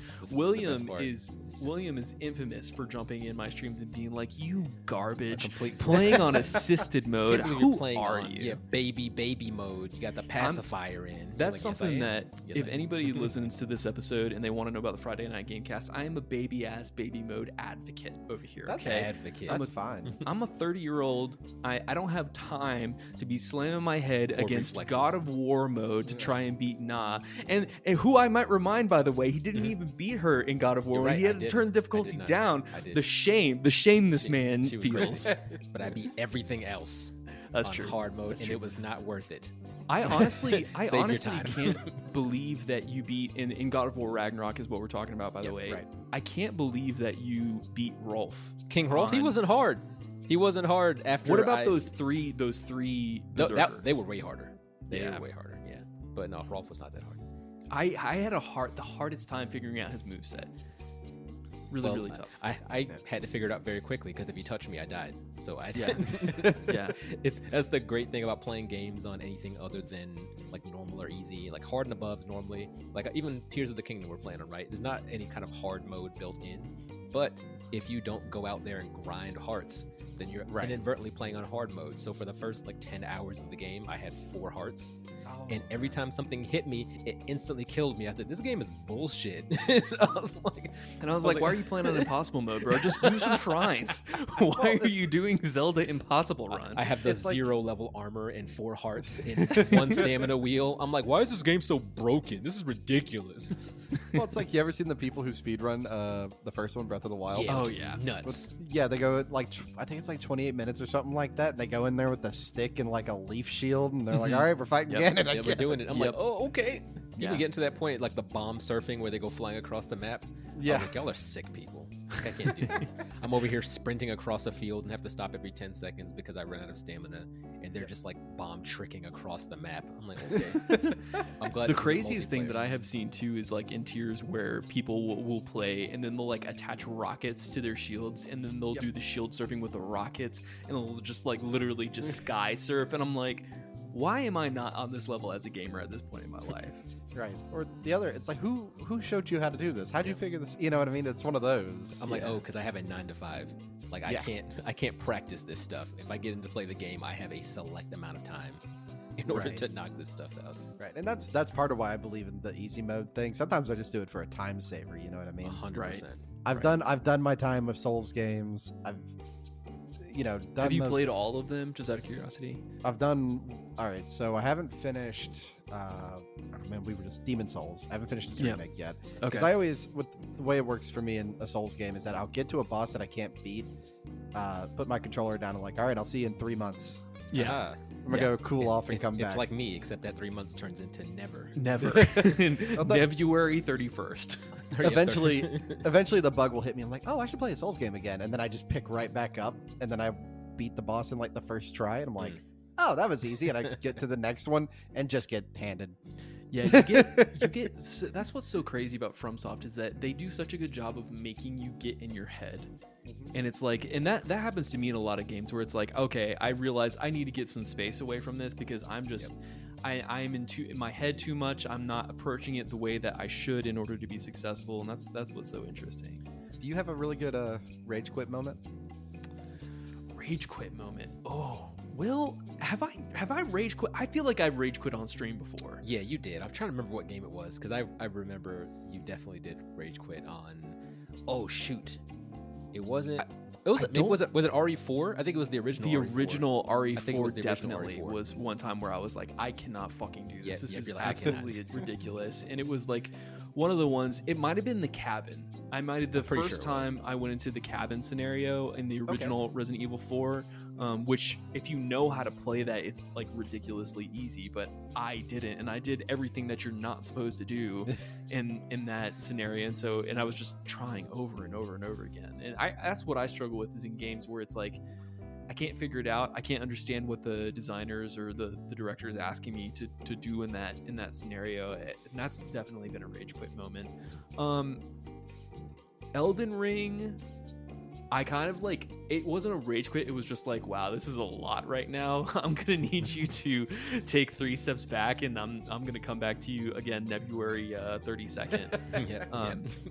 And then, gosh, I don't know. What about you, Will? That was mine. Was definitely Souls. Anytime I get, like you mentioned, or I brought up when you talked about it, I get to a Souls boss, and I'm like, I will never come back to this. Goodbye. And Bloodborne is like my kind of like shrine jewel, a crown jewel. There you go. It's my crown jewel of quitting a game. It wasn't a rage quit. I didn't like throw my controller, but I definitely set my controller down because they're $70 now, and I was like, I will never play this game again. Just shaking it. You're just like, it was Bloodborne. I got into Old Yarnum, and I was like, okay, this is kind of spooky, but it's fun. And I fought loved an Old Yarnum. optional boss by the name of the Blood-Starved Beast, I believe. Oh yeah. Yep. Yeah, that's So, a fun fight. I was like, cool. I fought it a couple He times, said and I was fun. like, oh well, it's Dark Souls, or Dark Souls-esque. I'm gonna just look it up. And everyone was like, oh, it's really easy. All you have to do is stay to its left, and even when it goes crazy, like it can't hit you. So I was like, cool. I'm like, do it like Beyonce, to the left, to the left, to the left. So that I do that, and it works for the first phase. and then the but of second course, phase, he just has there's this aura of poison. Yeah, aura of poison, and then it has the crazy wild slashes that are apparently readable because you can look up anybody, fight this thing, and beat it in 10 seconds. But to me, it just looks crazy. So then I'm just getting bodied, and I can't sit there and like quick put on the poison assist, and the ghost isn't doing anything because he dies immediately. And I'm just like, this is not fun. And the worst sin for me, I know people love it, so I'm gonna say it's my personal sin because I hate when games make me do this, which is just a Dark Souls thing, is okay, you go to fight a boss. Realistically, the game expects you to die. You will die, the classic tagline, right? So I'm like, okay, cool. Am I going to be able to jump right back in? Game's like, oh no, you got like a nice little 2-3 minute trek. And then on the way there, you're going to fight a bunch of things. And you either have to run or be really, really good. Because if you come into this boss fight with half health and 2 flasks or blood vials, you might as well just let it kill you and restart. So I need a near perfect run to get to the boss, and then I need a perfect fight to fight the boss because I'm either under-leveled or not good enough. And I was like, this is mentally breaking me down. So I had to stop. That's why I love this newer game I've been playing that's in that same kind of vein, Lies of P, because they kind of take that same idea. They don't do boss runs in that Yeah, game, but they're is what not I making heard. you do the boss runs. They're like, hey, there's the, what is it, the flame sword. Yeah, the campfire. There's the campfire equivalent, which is for them. They're like these shrines, like these little stargazer things, I believe they're called. And there's one pretty much outside of every boss fight. So if you get smoked, then you go right back outside the boss fight, and you can either go slam your head against that wall again, or you can go somewhere else and come back and fight. Because guess what else they do? If you die in there with the boss room, they'll put your souls or your equivalent, which is your ergo, right outside the boss door. So you can go pick it up, and then you can say, okay, I will either go back in and lose it again, or I can go out and heal myself, go level up, etc. So I'm like, it's so nice and accessible. I've enjoyed Lies of P immensely just because it feels like somebody who said, oh, if you're 40 years old and you want to enjoy Dark Souls games, this is the one for you. Exactly. Yeah, I will say like something like off stream definitely though, where I had like a private rage quit moment similar to what Will is saying, is I gently put my DualSense controller down. Was the Na fight at the end of God of War Ragnarok. And I played on normal, and even on normal, she was probably the closest thing that I've ever had to like. I mean, it's crazy because I mean she basically is a Dark Souls boss. I mean, very similar to Melania in terms of like the speed, the agility, the aggression. She's so aggressive, and it's one of those fights where you have to learn her movesets in every phase of the battle because they change and they adjust as the battle goes on. And it's like you can't get hit. You really can't get hit because like you need to save your heals and you need to save your resources to heal. Like you can take one. You can take one in that fight, but if like you take 2, you're not going to get to the end of that fight early on. Yeah, you might as well just like restart and give up at that point. So that's I like turned my whole computer off after one of those sessions of fighting her. Like I was like, I'm gonna get you. I'm gonna do this. But it was after, and the thing that made that harder for me too, because I beat Ragnarok in like 2 weeks. Like it took me in like 60 hours to go through it, which was a 60-hour time frame, and maybe like 7 to 8 play sessions. So I had a lot of like play time in that game, and so it was like out of a short period of time, and then that fight at the very end of that game, I was just like, I just want to get the platinum. I just want to say that I got the platinum on the show. Like I just want to do that, and it was just like fuck. But yeah, that was tough. What about you? What was yours? Mm-hmm. So it's really funny, and it's a great way for the universe to tell you, hey, you need to put this game down. Two things. One, Bloodstarved Beast. Any like hairy beast in Bloodborne, just get you some oil flasks and some like kindling, light your sword on fire, and watch the health go away. Really?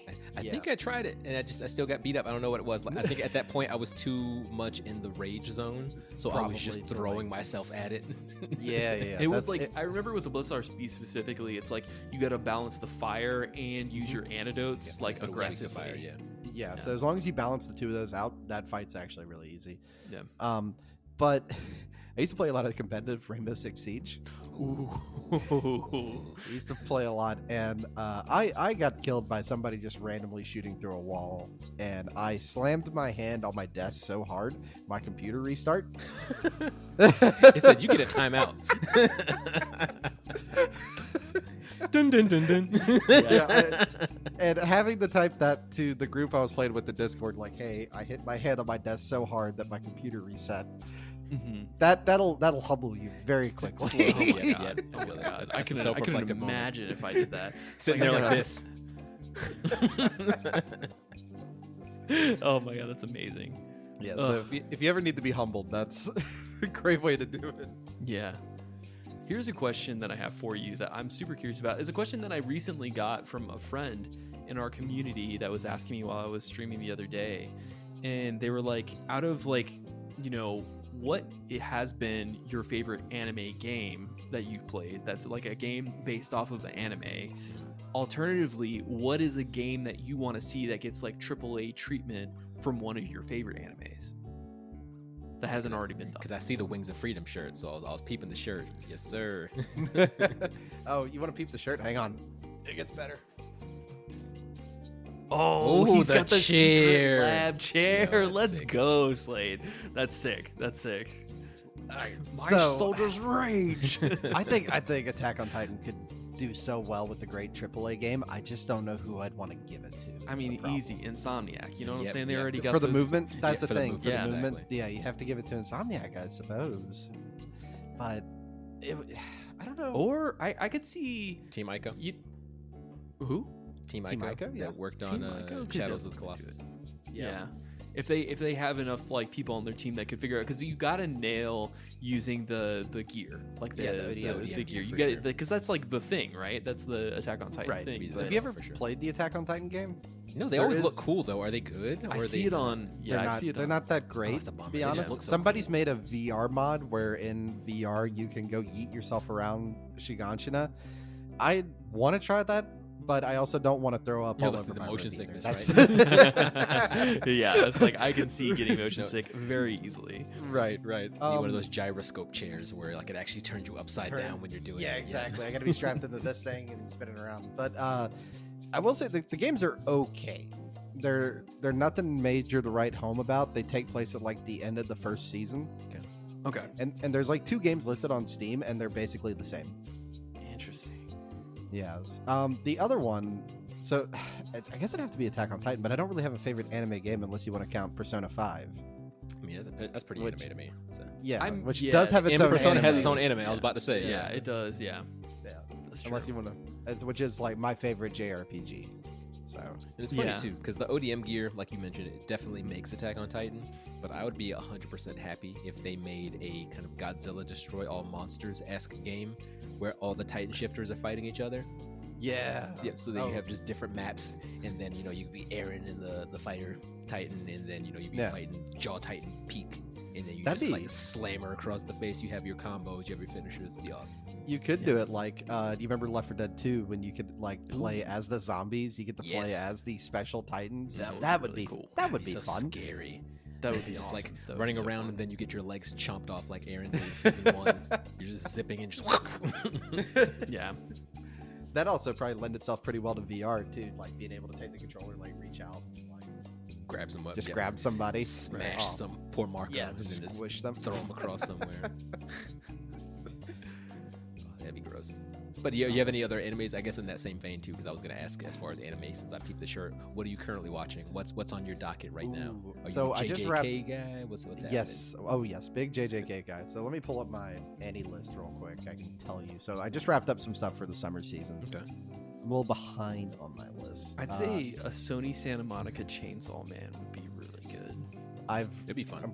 I'm read up on all of Chainsaw Man. If you've Oh, only yeah? watched it and you haven't read it, you have no idea what you're in for. Yeah, I've heard that. I've heard that. Big sign-in energy. Yeah. Like recently the season, you know what turned out to be really good and it has no right to be good is Zom 100. Zom I 100. was about to not say Zom Zom 100. No. I'm looking for the name of it because on my Annie list, if you follow me, it's like a place to review anime and stuff like that. Okay. I gave it an 8 out of 10. That's I'm high. looking Alright. for it on the list right now. And why can I not find it? Hell's Paradise?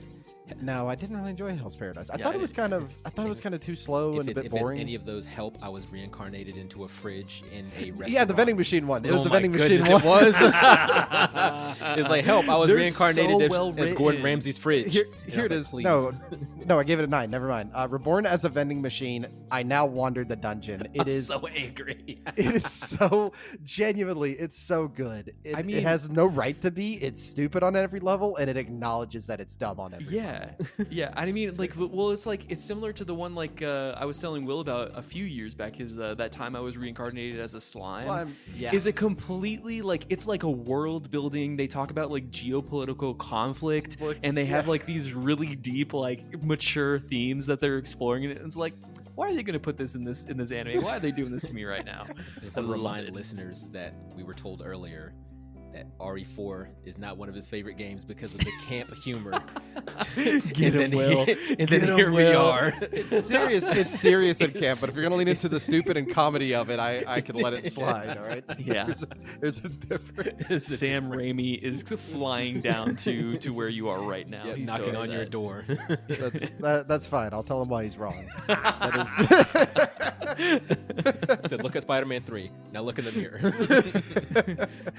He said, "You look me in the eyes and tell me you didn't like Multiverse of Madness." You're right. It didn't have any multiverse. I didn't like it. I'll look him dead in the eye and I'll be like, look, we're gonna get a whiteboard and we're gonna watch these together and I'm gonna tell you why you're wrong. Damn. All right.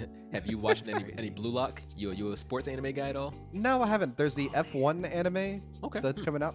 That's on my radar right now. So I haven't started for the fall season yet.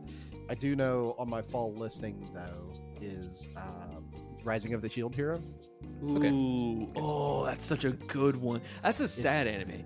I can't watch sad anime because anime, again, similar to video games, is like a distraction for me. Right. So it's like when it gets into its bag of being like, it's similar to Mushoku Tensei. Like Mushoku Tensei, fantastic anime. It's like very well written. It's a little fan servicey, very fan servicey in some sections of it. But like, but it is also like so dark at some points of that show. I'm just like, damn. Yeah, and so the thing is for Rising of the Shield here, it's another isekai, but guy doesn't get killed by Truck-kun or anything like that. He just opens a book and happens to get transported in. And the first season, tremendous. The second season is like awful for the first half of it. Really? But it ends on a high. Like it finishes the season very well, which is great to see. And season 3 is just started. But I'm a big sucker for slice of life rom-coms. Yeah. So like on my list for this one coming up is things like Girlfriend. You have the quintessential quintuplets coming back for like more Spy episodes. Family? Classics. Oh, I don't like Anya. I don't You like Anya. Whoa. That's crazy. Ooh. That's crazy. I want fun. I want fun take. stuff. I want fun things. With Did you listen to the dub or the sub of the show? I watched the sub. Okay. Wild. It's And you like, don't like I Waka just Waka? want. I want cool murdering with Yor, and I want to see cool spy stuff. Spy stuff with Lloyd. That's what I want to see. Yeah. the school shenanigans I don't really care too much about, but you know, I want to see North Starlight. The tennis match, the tennis match was like so brilliant. That's great. Studio Wit. That's a great bit. Yeah. But no, yeah, and right now I'm looking forward to, and then in the following season we get more Konosuba, God's Blessing on this Wonderful World. That's another really stupid. Konosubarashi Sekai ni Shukufuku. Whoa, I love that anime. That's really good. And then there's another one I have a soft spot as a bit of a history nerd and anime fan. Girls Unipanzer. Oh yeah, yeah. Which again leans fully into its girls stupid. and tanks. Yeah, it's girls. It's high school anime girls, and their sport. I can't speak today. Their sport is tankery. Yep. So they use tanks and shoot enough. at each other with live ammunition. With live ammunition. Dude, like, is that one of the animes that walks the line of being like a super dark one? Like, what was the magical girl one? Where it turns out to be super dark and depressing, like Madoka Magica. Is it kind of like that? No. Okay, so they don't ever blow each other up. No, it's peppy and like upbeat the whole time. Okay. All right? Okay. Yeah, Cool. but Okay. there's like really accurate things in there that shouldn't be, but it also doesn't like. It's like the machines work correctly, except for when they're Need for Speeding, like drifting around a corner. Technically, you can drift a tank, but not in the way they do, They're right? doing- That's yeah, for that's sure. just like Tokyo one of Drift those style. things. Did they talk about like the difference between like the Abrams tanks and like Yeah. the There's like little history technology. lessons and things like that, but like it's a bit comically Japanese racist, if that makes sense. Yeah, it does. So the Italian team is like always eating spaghetti and pizza. Yep, that You know, sounds about things like that. The Japanese team only knows how to charge. Yep. The American team shows up and they have like 40 more tanks than everybody Everyone else, else. Yes, and they're like really loud and obnoxious. Yeah, accurate. You know what's so funny, Slade? I don't know if, and this is going back to what Will was saying too about Sure.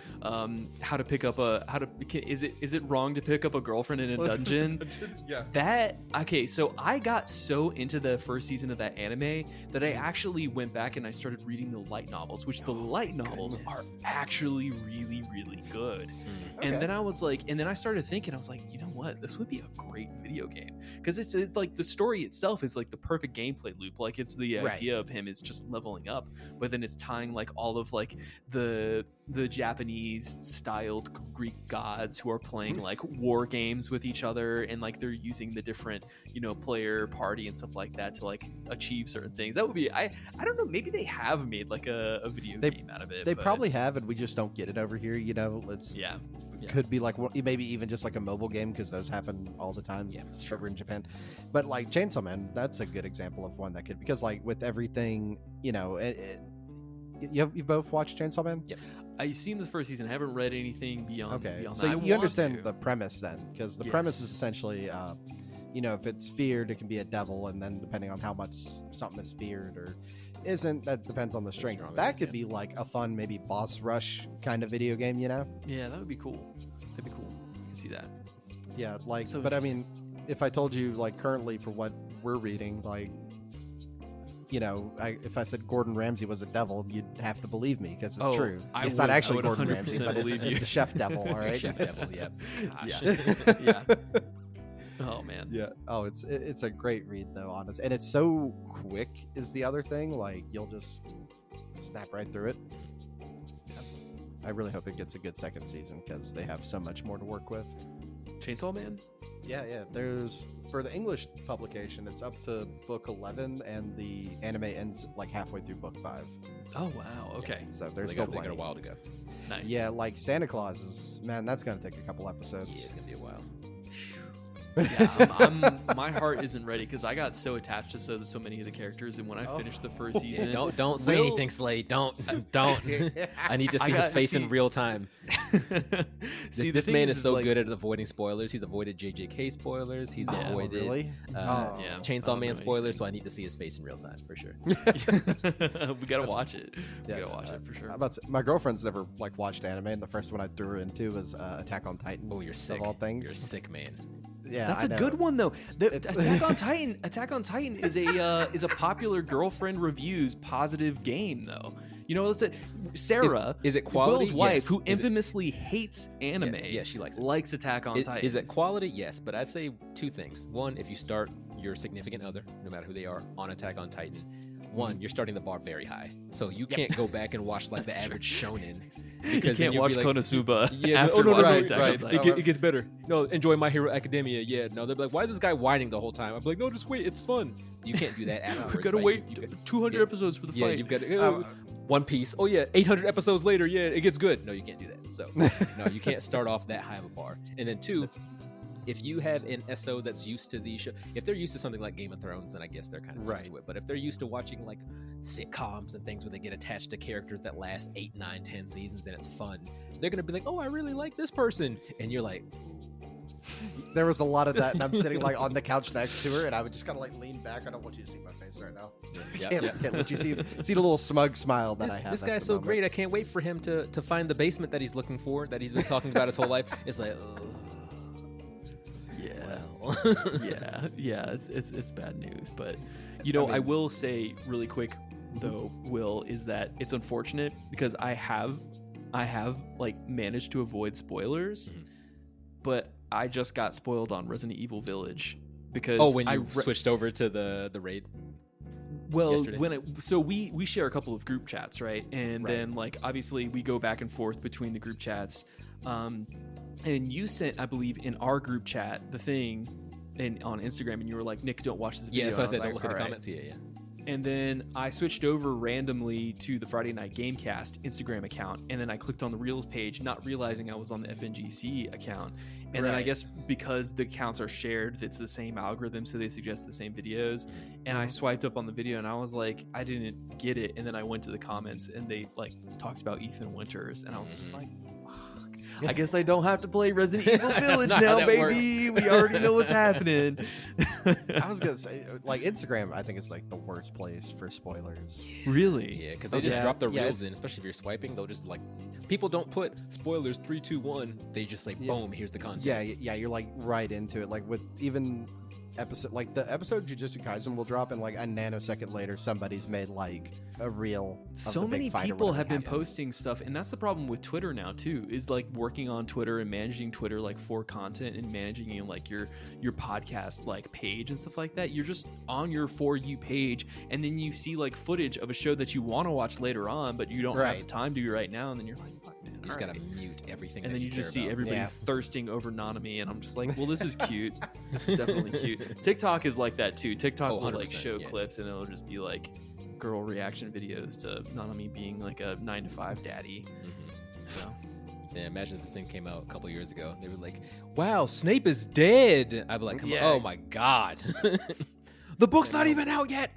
No one can keep their mouth shut about anything. Everybody wants to be the Anything. first person to drop the news about a character being dead or someone not being dead. here's what I will say though about Twitter before like the Muskie-chan era of Twitter Redux. Is that like I feel like to a certain extent, or at least the people that I was following in the community that I was following on there, I feel like people in the gaming space are pretty sensitive to spoilers in general, and I feel like especially for new video games, people were very careful about like not posting stuff or like being very explicit in posts and being like spoiler warning ... like down and then like saying what they need to say about whatever they feel like is so important. But that is one thing that I can say about like our like podcasting community, the co-op, network that Live built for us, that they do a good job in making sure that at the very least game spoilers aren't like on the table. Right, and that's always a good thing. I feel like especially when you listen to a lot of shows, you get the hey spoiler warning, by the way. So if you don't want to be spoiled, don't listen. I think Dave does a really good job. Fantastic with that. Yep, that spoiler wall is awesome. Yeah, Dave Jackson does a great, just like tiptoeing around it the whole time, and then like, all right, spoiler wall time. yeah, it's fun. It's been It's good. really As fun. someone who is like the king of spoilers, if I like content or something that I've seen, I'll watch episode 1 of an anime. I'd be like, oh, this is fantastic. I will now go read all of like the manga on Wiki because I just want to know the information. Like I want to kind of absorb it into my veins. But still, I'm 100% anti-spoilers, as far as like someone going online and just posting a random spoiler. Will never spoil anything for anybody or go out of his way to like make sure you're not, but he'll do it for himself. Oh, 100%, 1,000%. I like giving fake spoilers.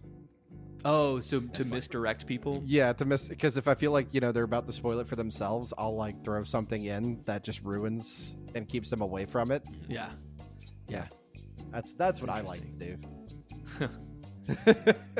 Yeah, I feel like I've done that a few times. I've been like that, and they were great because I gave up on Attack on Titan actually. Oh no. I gave up on it because of a lot of like the Nazi propaganda that's in a lot of the iconography for what they're using. But I didn't understand the context. It's like the context of the show is very anti-war. It is anti like discrimination. Like there was a lot of like the writer like was trying to make a point with what he was saying that was very thorough. The problem is that he used a lot of like Nazi symbolism and stuff to get there and make that point. He actually like followed a lot of like one of the main generals in the show is like some Japanese general that's known for like super heinous war crimes. And so that part of that rubbed me the wrong way, and I was just like, and then I was watching it week to week in like 2016, and then I just fell off. And then Will and Sarah both were like, "Come on, man, you got to watch it." So we turned it into family night. Attack on Titan. It's very wholesome. You have to do it. It's so good. And then the season finale is coming up too, or the show's complete finale. Don't laugh. Don't you dare. The final season, part 3, part 2, Electric Boogaloo. Okay, so if you have the physical books, it makes sense. Yeah, and I'll defend this because like the last episode they did is literally just book 33. Yep. Cover like page cover to to cover. page. Yeah. Yeah. And so 35 or 34 rather is significantly thicker than the rest of them. Okay. So what I've heard is that's supposed to be like an 80-minute episode. That's crazy. There's 80 minutes an episode for an anime. Ending it with wild. 2 movies. Because I think the last one was 60. Was it 60? It was an hour straight. Yep. So they're just like dropping 2 movies back to back. Yeah, but we're gonna be having like a watch party here at my house. I'm gonna make Aaron Jaeger bombs again in a couple Let's hours. go. What goes into an Aaron Jaeger bomb? Oh, it's just a Jaeger bomb. Oh, it's just a Jaeger. Okay. Yeah, we just call it a Aaron Jaeger bomb. You have to bite yourself before you drink it, though. Yeah, exactly. We got like some red wine, and I just printed up some labels. I called it like Marleyan wine. Just... There you go. There you go. That's how it goes. That's perfect. Just that sounds fun. Yeah. Oh, it's a blast. And look, I could talk about Attack on Titan all day because I think it's pretty much perfectly written. The way everything kind of loops back to itself. Like the fact that even when you're in the final season, part 4, and I can't remember her name off the top of my head, but there's like this girl who steals Mikasa's scarf. And my girlfriend sat next to me, and she's like, "Who's that?" And I was like, "You remember that girl I told you to pay attention to in like the first season that Mikasa saves from a Titan when they're trying to escape the wall?" And she's like, "That's fucking her." And I'm like, "Yeah, she joined the Survey Corps because of that." Yeah. It's like everything comes back at some point. But if you don't know the actual ending to Attack on Titan, I won't spoil it for you. I know a lot of people didn't like it. So I don't think it's gonna have a good ending. I certainly would be disappointed if it was like a happily ever after. There's not a happy ending. Yeah. The direction that Aaron Yeager's going, I was like, yeah, this ain't gonna go well. This ain't just like it's the same thing like for both Demon Slayer and Jujutsu Kaisen and Chainsaw Man. Like none of these characters are gonna have happy endings, right? Nah. Yeah. No, I can tell you right now, Denji is not having a good time. Not having a blasty blast. It's worth it. He just wanted to touch some boobs, man. That's it, man. That's all he wanted. Well, now he's at the point he just wants to live a normal life. Yeah, that's true. Not happening anymore. No, sir, don't you know what world you're in? Yeah, exactly. The world where devils exist. Yeah, devils on every corner of the street. No, sir. But it's we could do a whole nother like 2 hours on anime, really. For sure. But with the Attack on Titan coming to an end, also, so her and I finished, everything that's animated right now, and then she ran here to my office to my like manga collection and just grabbed the book. And she's like, I gotta know. Yeah, that's amazing. And at that point, I'm like, yes, I got you hooked. See, Will, why don't you have the manga for me to read? What the heck? Just read the wiki. It's free. It's free. It's free. It's free. Yeah, just read the wiki. It's free. Yeah, I like to let art wash over me. I like to consume art in the way it was intended. Right. I consume it like an American, like a bag of hot chip. Yeah, it's like give me the Cliff Notes. Let me lick the orange off my fingers. I don't know if we've talked about this, Will, but do you do the same thing for video games that you do with anime? in terms of looking up spoilers? It depends. Like, I normally don't look them up for video games. I just accept if I run into them. So, for example, I haven't played Baldur's Gate 3 yet. I have every intention to in the future. But if I see like a cool video or something about Baldur's Gate 3, like I'll watch it just because it looks really cool, Right. and I'm excited Yeah. about it. That and just because there's so many things to do in there, I'm like, if I get spoiled on 500 things, there's another 3,000 to do, so it's not really that big of a deal. Right. But for something I really care about, like I made sure to avoid Ragnarok spoilers. I'm trying to avoid Spider-Man 2 spoilers, but I've also been pretty lucky where they just haven't popped up in the wild yet, because anyone who got an early copy has been pretty decent about it. Yeah. I also I avoid like For You pages to the best of my ability. Stay on the following page. Yeah, I That's stay on the smart. like, especially on Twitter. I stay in That's following. smart. I don't look at For You, to be honest. Yeah, that's Well, perfect. Very cool, guys. One more time, would you like to tell everybody about your podcast, where they can find you, unless you have any more questions for me? Absolutely. So yeah, if you, I'm, this has been perfect, Slade. Thank you so much for having us on again. Absolutely. It's been For sure. great getting it's to been a lot know of fun. you and jumping on the Game Club podcast. But if you want to find Will or I, again, we are the Friday Night Gamecast, and you can find us all on all podcasting platforms, Spotify, Apple Podcasts, and Good Pods, as well as just the Friday Night Gamecast. And if you want to reach out to us, of course, we'll have the link tree in the episode description. But if you want to reach out to us on Twitter, we are just at FNGC Pod. We both have our personal Twitter accounts as well, and you can go deeper. And we love community interaction. So if anybody has any questions for us about the show, or any other anime hot takes that we do that we might possibly have for you, you can definitely reach out to us there, and we try to engage with our community as much as possible. Very, very cool. Guys, thank y'all so much again for coming on, and really appreciate the question and the discussion, by the way. I see it y'all was were a trying to blast. meet that longest That 2 episode hour- runtime. That's classic us. That's classic us. We're for like, oh sure. man, you ever come in at like a nice 1 hour and 10 minutes? Not too bad, not too bad. Let's talk about anime for 50 minutes. Do you want to? Can I give y'all a hot take? Okay, go for it. All right, Demon Slayer is not very good. It's held up by its animation. You know what? That's it. It's I held up think by the people would animation. say that's a hot take, but I feel like I've heard it enough that it's like, yeah, Oh. it's pretty standard. But yeah, the animation is gorgeous, but no, the story is nothing necessarily to write home about. No, Mm. no, it's not.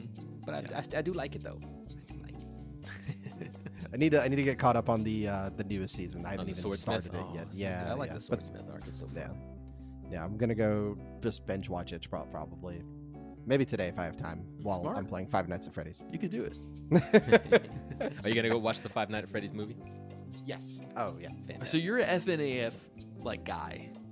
Yeah, actually, before we recorded this, it'll already be out, but I did a episode with Talking Smack where the movie's coming out. They want to review the movie, but they're like, we know nothing about the lore.